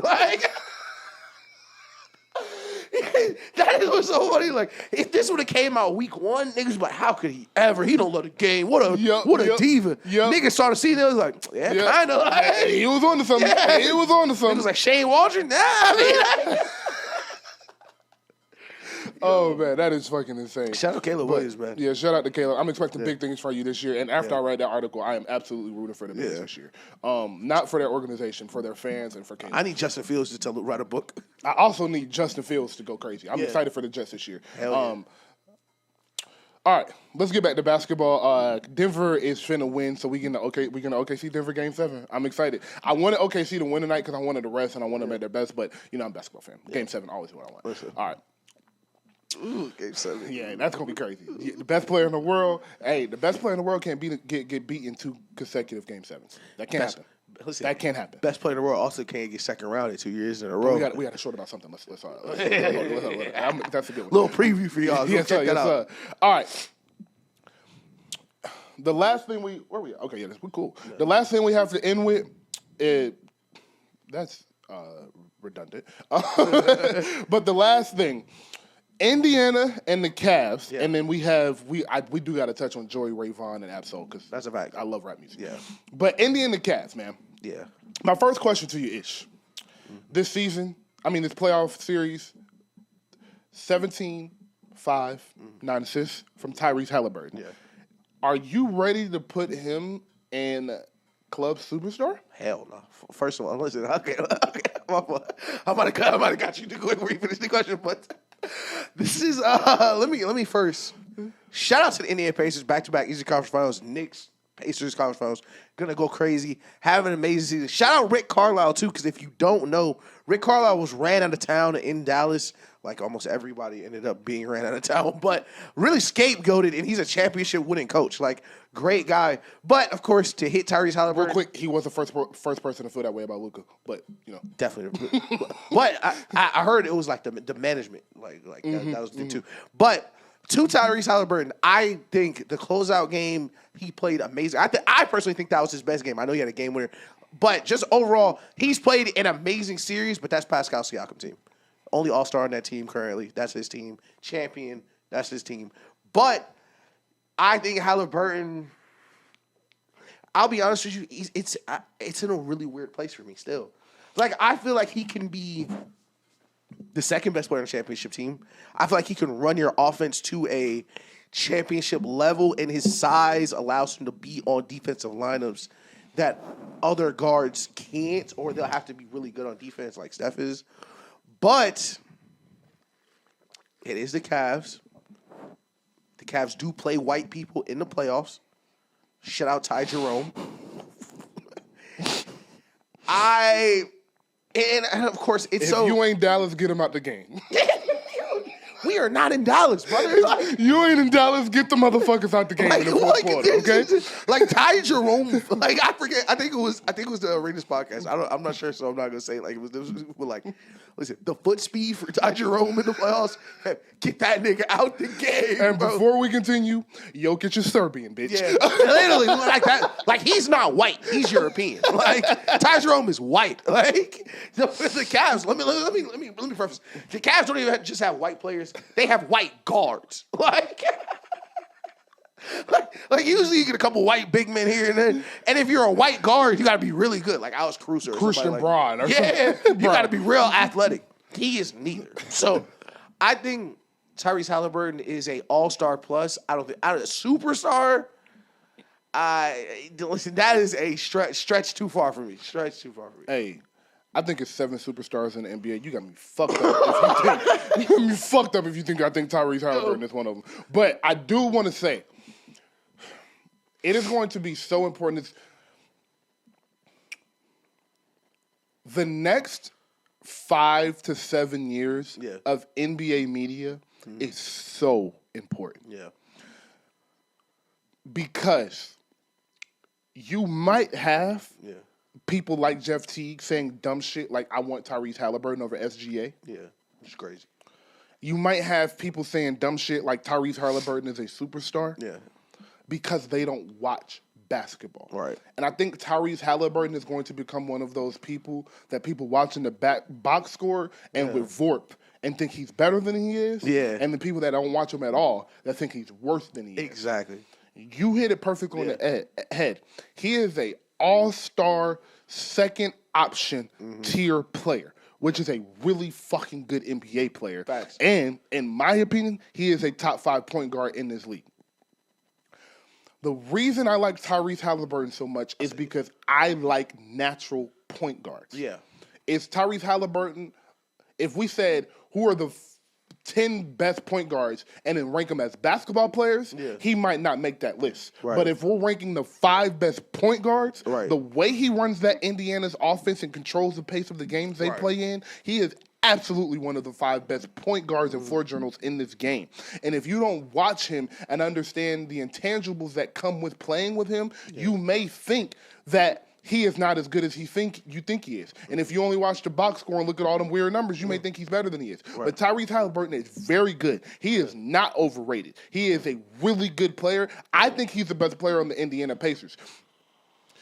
Pascal Siakam is their go-to guy in the clutch, but I don't think that means he's their best player because if you remember on that Bucks team a couple years ago, Chris Middleton is who they went to in the clutch. Right. Obviously, he was not better than Giannis. Yeah. It is the same situation over in Indiana right now where Tyrese Halliburton is the best player, their driving force, everything runs through him, but in the fourth quarter, we just trust him more in his ISO bag than we trust Tyrese. And what's so funny about it is the Pacers are we mentioned 2004, they are a very early 2000s offense points, whereas like we have a superstar point guard who control the whole game, but at the end of the game, a wing is still going to close. Exactly. Like you still have that same setup, and I 1000% agree with what you're saying about how his game is.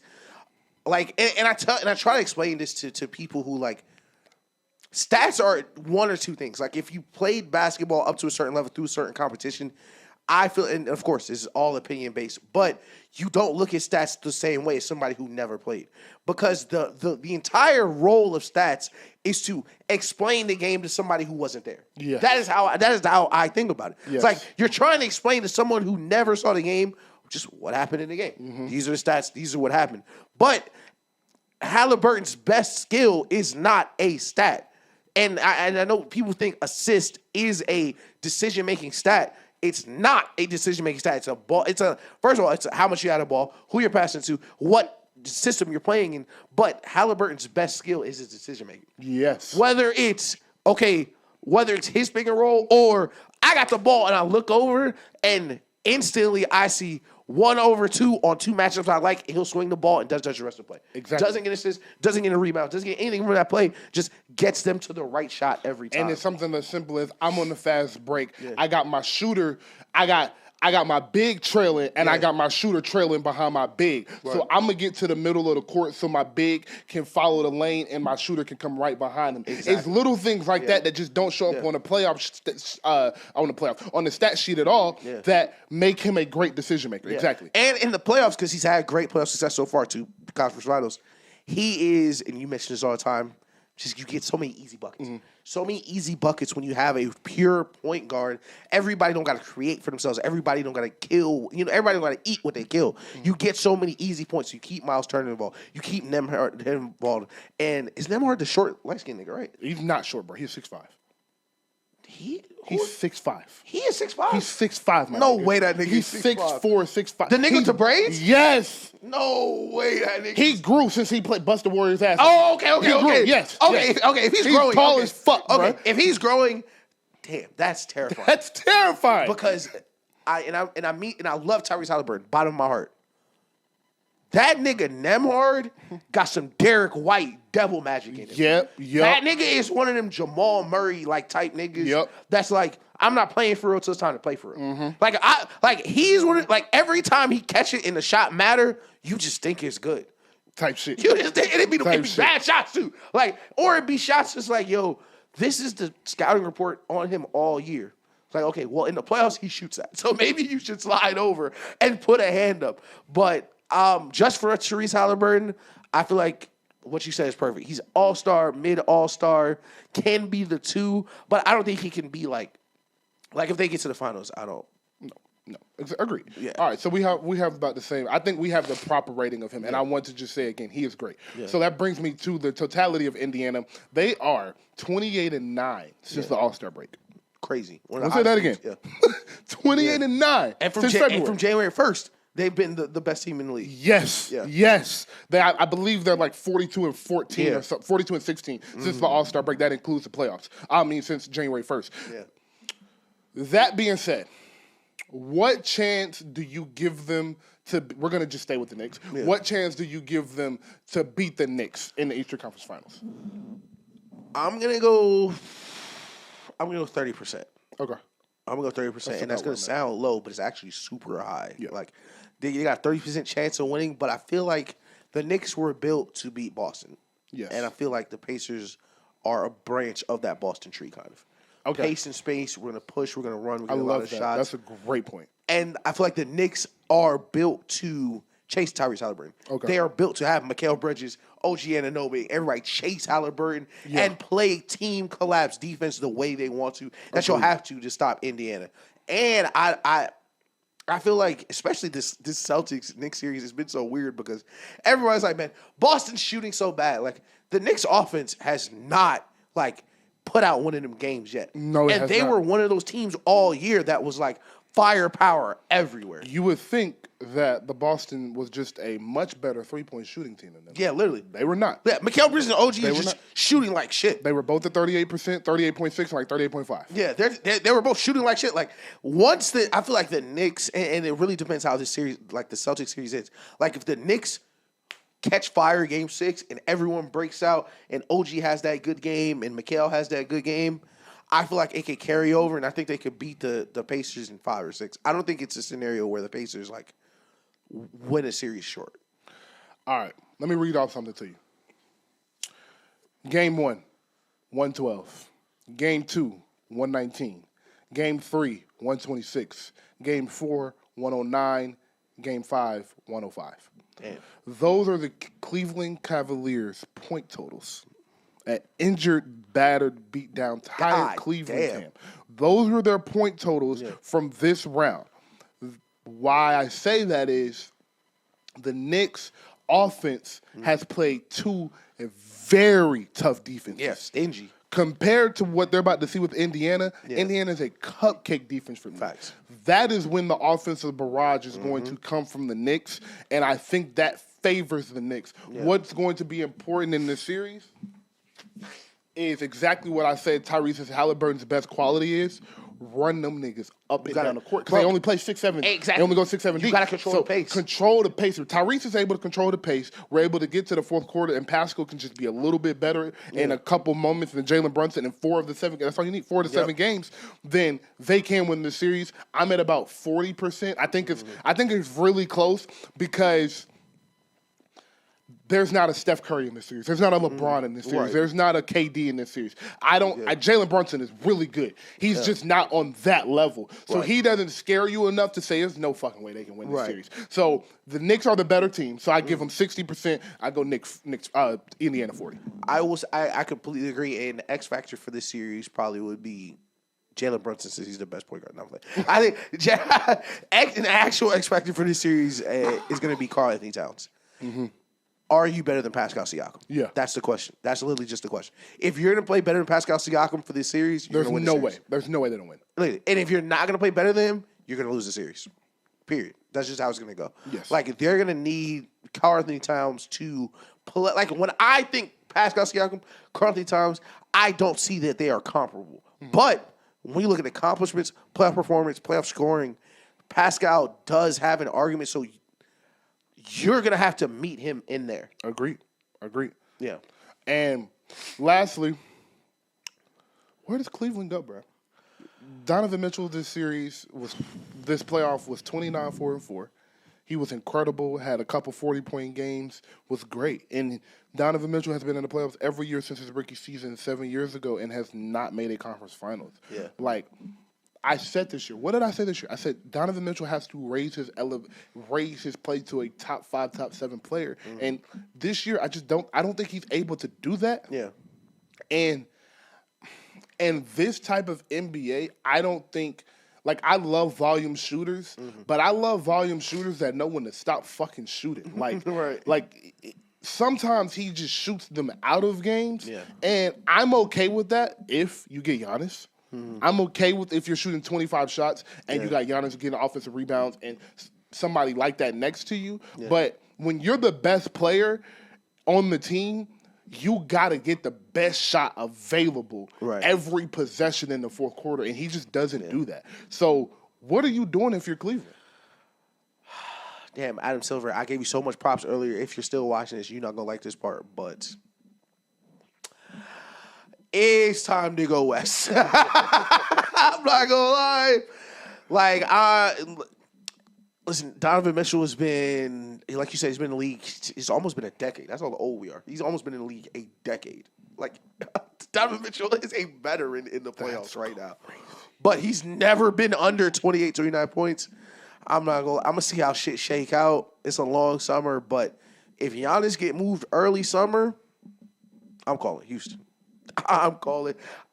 You have to. That's a perfect fit. You have to get somewhere. You have to get somewhere where it's gonna matter, bro. You're gonna have to get somewhere where you can actually compete. And I hate it for Cleveland because I really believed in Cleveland. And I don't know if it was the Darius Garland toe or just they're tough. What's the matchup? Tiger Jerome, he's white. Like, what's going on? But I don't think Cleveland can compete with this lineup. And the let's hope LeBron signs on a vet minimum shit is just not gonna. LeBron's a billionaire. You don't become a billionaire taking less than what you're worth. Let me tell you that right now. So that Bron shit sound amazing. Yeah. 2 years, farewell tour, year 24, farewell tour with Cleveland. Yeah. That shit ain't happening. It's LeBron James. That shit ain't happening. That's LeBron James. That's LeBron. That's LeBron is. Bro, you're not. Let me explain something to you. If an event in the summer wants LeBron James, he's getting more than $1 million. Easy. You think he's going to play 82 basketball games in a playoff with front? His body on the line? With his body on the line for $1.5 million? You are out of your fucking mind. And then you got to trade for Bronny. And you got to trade. You have to get Bronny. You think I'm leaving my son? Like, what the fuck is no, Bronny's not going on it. I love the idea. Yeah, because if you could get Bron next to Donovan Mitchell, let Bron control the pace at the end of the game, That's you got keep Evan Mobley, get rid of Jared Allen, he's too soft, he can't do it. But Jared Allen's 7 feet tall and have 5 rebounds in the last 3 games of the series. It's fucking disgusting. So I can't stand it, bro. Like, and I don't want to, and I really don't want to be mean Gen Z, like you know how niggas be punching down on the young niggas, bro. But like this. Yeah, I'm a cool, gentle giant. Shit, that shit don't win you rings. Shut up, bro. Shut the fuck up. Like you need dogs, bro. So my final say and what happens with the Cleveland, because I said Giannis. Yeah. That is truly, honestly, what I think is they're going to try to do is get Giannis. And after the offseason, it'll come out like, oh my God, Cleveland is a super team. I told y'all first. So Jared Allen, DeAndre Hunter for LeBron. Who says no? Who says no? Let's see, get Luka that lob big he need. You feel me? Yeah. But what I think they should do, get rid of Jared Allen, find another big, and run it back. Because, there has been a new champion every year. That's a fact. For the past 8 NBA seasons. Yeah. Furthermore, no one has gotten out of the second round that won the previous championship. Yeah, it's hard. Yeah. Furthermore, no one has been back to the finals in any of the consecutive years. Nope.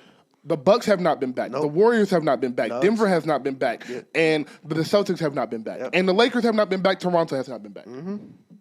Yeah. So, and Tatum just blew his Achilles. Listen, the Celtics are not going to be a threat next year. Yep. You're looking at Indiana like we weren't healthy. Mm-hmm. You're looking at the Knicks. I think we got the best player in that series, and I think we match up very well with them. Right. In my opinion, you get rid of Jared Allen and you go back at it one more time because there's so much parity in the NBA now. Right. It's not like you got a tool to beat LeBron and Kyrie. Yeah. Or you got a tool to beat Steph and KD. You don't have to do nothing like that. You got to beat good teams. Right. You're a good team. You won 64 games this year. Actually. Trust what you built this year was something that you can build on, continue to build on. Mm-hmm. You had a first-year coach. This was the second year this team was together. Evan Mobley took a leap this year. What type of leap can he take next year? Yeah. And we got to figure out how to make sure Darius Garland is healthy in the playoffs. Literally. Because he's been banged up for the past 2 years in the playoffs. That dog's like, yo. And he is small. It's a lot of beating, but, he has to be healthy. They can't do this. They're not good enough to win a series without their whole unit together. It has to be the whole unit. And what you said is my biggest problem. Is, you don't need to win 64 games. Sit him down. You don't need to win 64 games. Especially in the East. Exactly. You don't need to win 64 games, bro. Manage your team, bro. I like the idea of keeping everybody but Allen. I worry about them emotionally more than anything. Wow, okay. Emotionally, especially for Donovan Mitchell, seeing him walk back out there and sit on the court, on the Stephon Diggs shit, I watched him raise the trophy, so I have something to look forward to, whatever the fuck he said. It's gotta be demoralizing, bro. Mm-hmm. And as much as, we could run victory laps because we said it a long time ago, Donovan Mitchell was never going to be number one option on the championship team. Gotta get a nigga credit for trying. That nigga be fucking trying, bro. And that motherfucking layup he did with the up and under and throw it, boy. And he do some shit every playoff run. That's God damn. And the nigga was exhausted. No funny shit. He was exhausted. You playing the Pacers. He was exhausted. Fuck the Pacers. Them niggas lame. They doing all this running around. Donovan Mitchell tired as fuck. Tired as hell, dog. Tired as hell. Yeah. So I love D-Mitch game. I think he's really good. Like I said, I'm not too. I'm okay with volume shooters, but you have to have a team that is built for you to volume shoot. He does not. So they just got to retool, fix a few things here and there, and I do believe they can get to a finals next year with the way the NBA is shaping. And I just want to throw this out there because this happens in NBA a lot more than NFL. listen, I get on the line with one of them 3-team trades. Maybe they don't got to be your team that's getting the superstar. Like, listen, get on the line with some of the 3-team trades. See if you can, swap one of them niggas out. Like, yes, sir. Move one of them niggas around. Hey, the Warriors would really like Jared Allen and DeAndre Hunter for Jonathan Kuminga, Moses Moody, and a pick. Yeah. Sign a trade. Like, it's potential there for you to get some deals done for you to get better. Yeah. All right. We got some rap beef. Yes, sir. We got some rap beef. Yes, sir. We got some rap beef, you feel me? If you some tension in if there. you really love this shit, Joey Joey Badass has jumped off the porch, a little freestyle. A couple times. Big Sean and Ab-Soul. Yeah. It was incredible display of rapping, but as usual, Big Sean gets overshadowed by a beef with some other niggas. Big Sean got to stop going first on these songs. I don't know why nobody's told that nigga, yo, you got to stop going first. Please, bro. Please stop going first. So,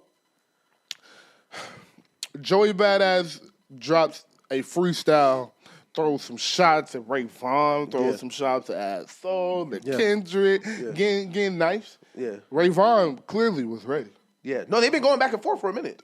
Oh, they have. I knew that. They've been going back and forth for a minute. But it's really taking storm. Yeah, it's taking, now they're dropping full songs. Now we're dropping verses. They've been throwing subliminals at each other, but this was the first time they've gone full. This verse is dedicated to you. Thoughts? I'm gonna pull up the lyrics. Listen, beautiful. I'm gonna start with just for the timeline for the listeners who have not heard. This is the first time you're hearing who the fuck is Joey Badass, who the fuck is Ray Vaughn. Let me set the stage for you. So Ray Vaughn is a member of TDE. He is close with Daylight, the battle rapper. If you heard of him, you know. If not, I will look him up carefully on YouTube. Make sure not to type in anything crazy because he is a very odd figure. Some crazy shit might pop up.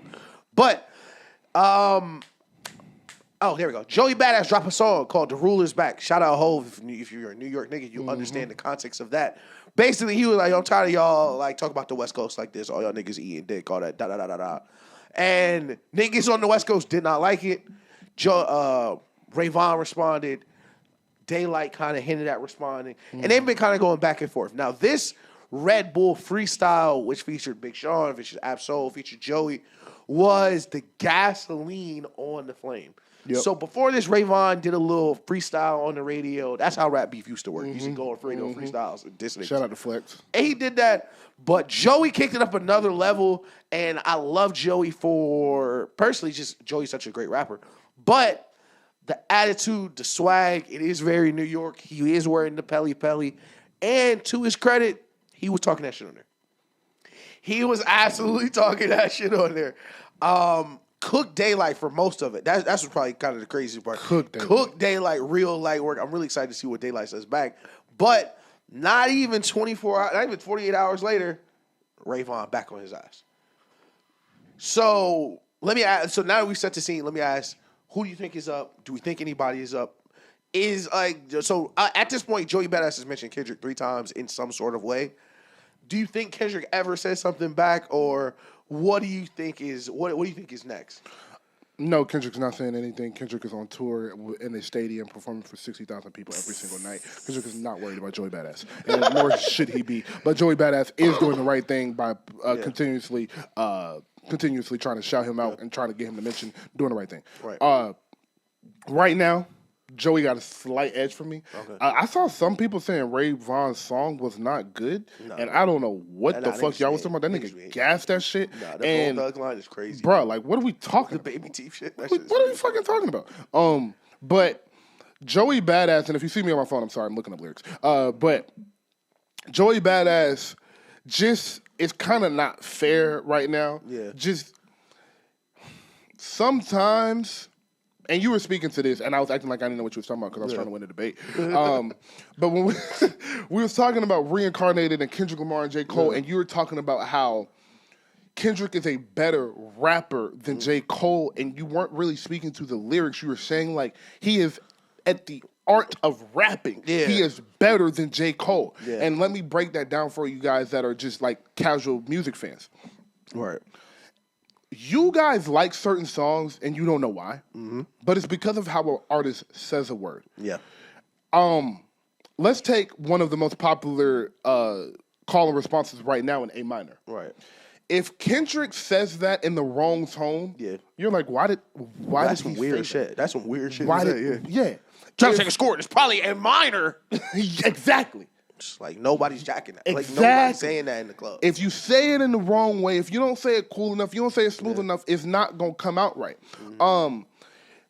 Drake is one of the best examples of this because Drake is one of the best at saying some super, super simple shit, but delivering it in a way where it doesn't sound simple, but it's also extremely digestible. Yeah. Like your delivery, your cadence, your style, your flow, Future's a perfect example, all matter so much. And that is where Joey is winning this battle. He just sound cooler rapping. Yeah. Like he just sound like a better rapper right now. It was definitely more aura from Joey. Exactly. Yeah. So from that perspective, it's one. I just say Joey has the lead. I won't say a score actually, but boy, man. That boy said, ain't no daylight saving, no sunshine. It won't be long because it's a thin line between the trolls and the weirdos who climbing for attention but wear a mask like Perio. I see through your raps. It's clear, bro. Get your ass clapped trying to fuck with the PRO. I ain't worried about something. His world to revolve around my... Like, he tripping. Yeah. He tripping. Do it. Eclipse bar in there and everything. Real battle rap shit right there. Since the rule is back, they've been trying to measure up. My name ain't Rick, but I talk slick, don't press you. Nigga said they trying to spark a match, but they simply lacking the heat. No, at the Journal, I'm the one but I'm the one that's absolute. They obsolete, can't compete. I'm too elite, trying to spark a match, but they simply lacking the heat. That's blasphemy. I don't need no one to blaspheme. Charge it to the game, call that shit a catastrophe. Yeah. That is ridiculous. Crazy. That is ridiculous. Insane. Charging shit to the game, call that shit a catastrophe. Yeah. You are out of your mind, Joey Badass. That shit is crazy. I want to throw the hat to Absol. I want to know if Absol is gonna have something to say because he was there. And I hope so. I thought it was a hilarious video. I thought it was good great vibes. Yes, exactly for rap. But also, like, Joey, like, cause you got the lyrics up here, and I'm one of them lyric niggas. Joey, you was spraying it a little far. Mm-hmm. He was waving it a little. I shoot at your whole crew, niggas catching collateral. Hey, all right, my nigga, like, be careful, bro. So I want to know where it's gonna go next. I don't think Kendrick is gonna go back and forth with Joey Badass, but I do think, Listen, we've been right about all these rap beefs. Like, going back from when we were doing radio and Drake and Kendrick and Drake were dropping songs, I'm like, they're talking about each other. And niggas like, yo, what the fuck are y'all talking about? And we were breaking the lyrics down. Like, yeah, these are shots. Like earlier this week, niggas on Twitter found out 4 p.m. in Calabasas was out about P. Diddy. Like, we told y'all that years ago. But I think Kendrick gonna say something that nigga. I don't think it'll be like they're gonna get a verse it'll or just like, be a shot. I think it's gonna be a bar like he gonna give him a bar. And I think it'll be some whole shit like the way Hov used to tell niggas to shut the fuck up. Like the way Hov did Mace. Like I think it's gonna be some like shut the fuck real up. Quick, like, shut the fuck up. But Ray Vaughn, I want to give some credit to because he dropped the project this year, and people have been raving about that. Yeah, project. Ray Vaughn can rap. It's a real rap project, mixtape vibes, just rapping, barring up, and he can really fucking rap. So. He's younger, and Joey keep talking about you trying to use me for clout. You blah blah blah. Yes, I am, and yes, I should. You goddamn right. Hell yeah, I can use you clout. He said, "Conductor got you sounding like you in a jazz band." First off, that's fucking hilarious. I love niggas that know how to be funny in their rap. Why you going after Dot? He think he Pat-Man. CJ like 40 and he on drugs, clickbait in front of Honeycomb. Get your own buzz. Skeletons in my closet playing Bone Thugs. What we talking about? These niggas is rapping, boy. And not only that, he created like, stop acting, get active. Yo, I love rap music so much. Drake fans, I understand you guys don't like this part. Because the lawsuits and, the things like that. But I love rap so much. Joey flipped the get active shit. He said, I'm active and I'm active. So immediately Pac knows. Yeah! What? Yes! Yes. That is disgusting. Yes. That's real rap, bro. That's real rap. Oh bro. my God, bro. Standing next to Soul ain't gonna save yours. Nah, these niggas was getting at each other, and I just like that. This is friendly, like it's competition. Rap is a sport. Right. We're bringing this back. Daylight finna take it somewhere left though. But Please stop, Daylight. Calm down. Yo, Daylight finna take Just calm the fuck Daylight down. finna take that shit so left. Calm down, bro. Golly, I think nigga. it's so funny. Like up until this point, like even Absol was talking about, yeah, great for the sport. Everybody, yeah, it's good for the sport. Daylight in the corner with a gun, like Daylight finna shoot the entire party up. I ain't never played shit, nigga. I ain't never played shit, nigga. I'm talking about the sport. The fuck? Nah, nigga, this is crazy, bro. Daylight insane, bro. Yeah. I don't even want to talk about what he did, bro. Like, Daylight, you great. Fuck. He said like everybody having a good time at the party. He in the corner with the gun. Like I'm gonna ruin everybody good time in here because I'm gonna say something I shouldn't fucking say. And then Joey flipped the buzz bar and said, "You need me to buzz. I'm light years beyond.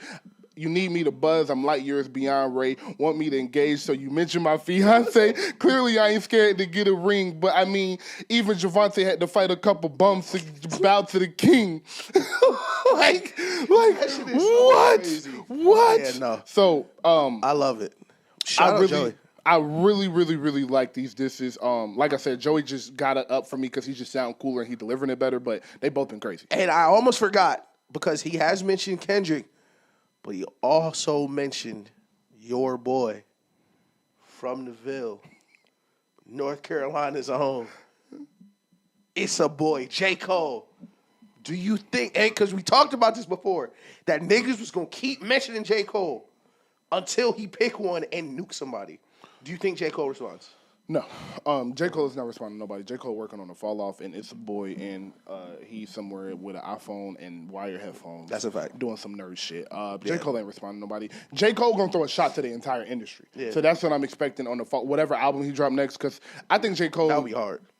Is gonna drop It's a Boy. Remember, you said that, you brought that up. I want to give you the credit for that. Yeah. I think you're right about that. That he's gonna drop that, and on that album, it's gonna be. It might be a fuck you to the industry, like a song literally called "Fuck You to the Industry" or something where he addresses everyone.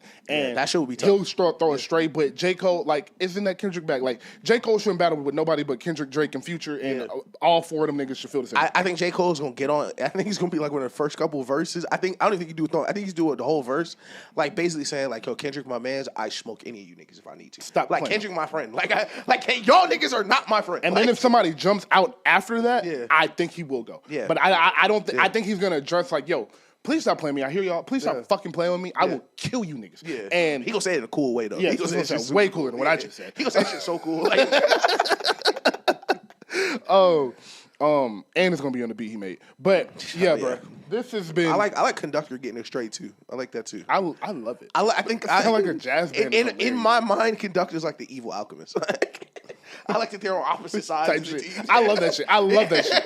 Everybody needs a yin and a yang. Yeah, type shit. But you got anything else? No. Quick Thunderbolts review. Did you want to do that? Check this, man. Yeah. We work, baby. We work. It is midnight-ish. Take your ass home, my nigga. Get some sleep. I know you've been working all day. We appreciate y'all, bruh. Please like, subscribe, and comment. This has been episode 118.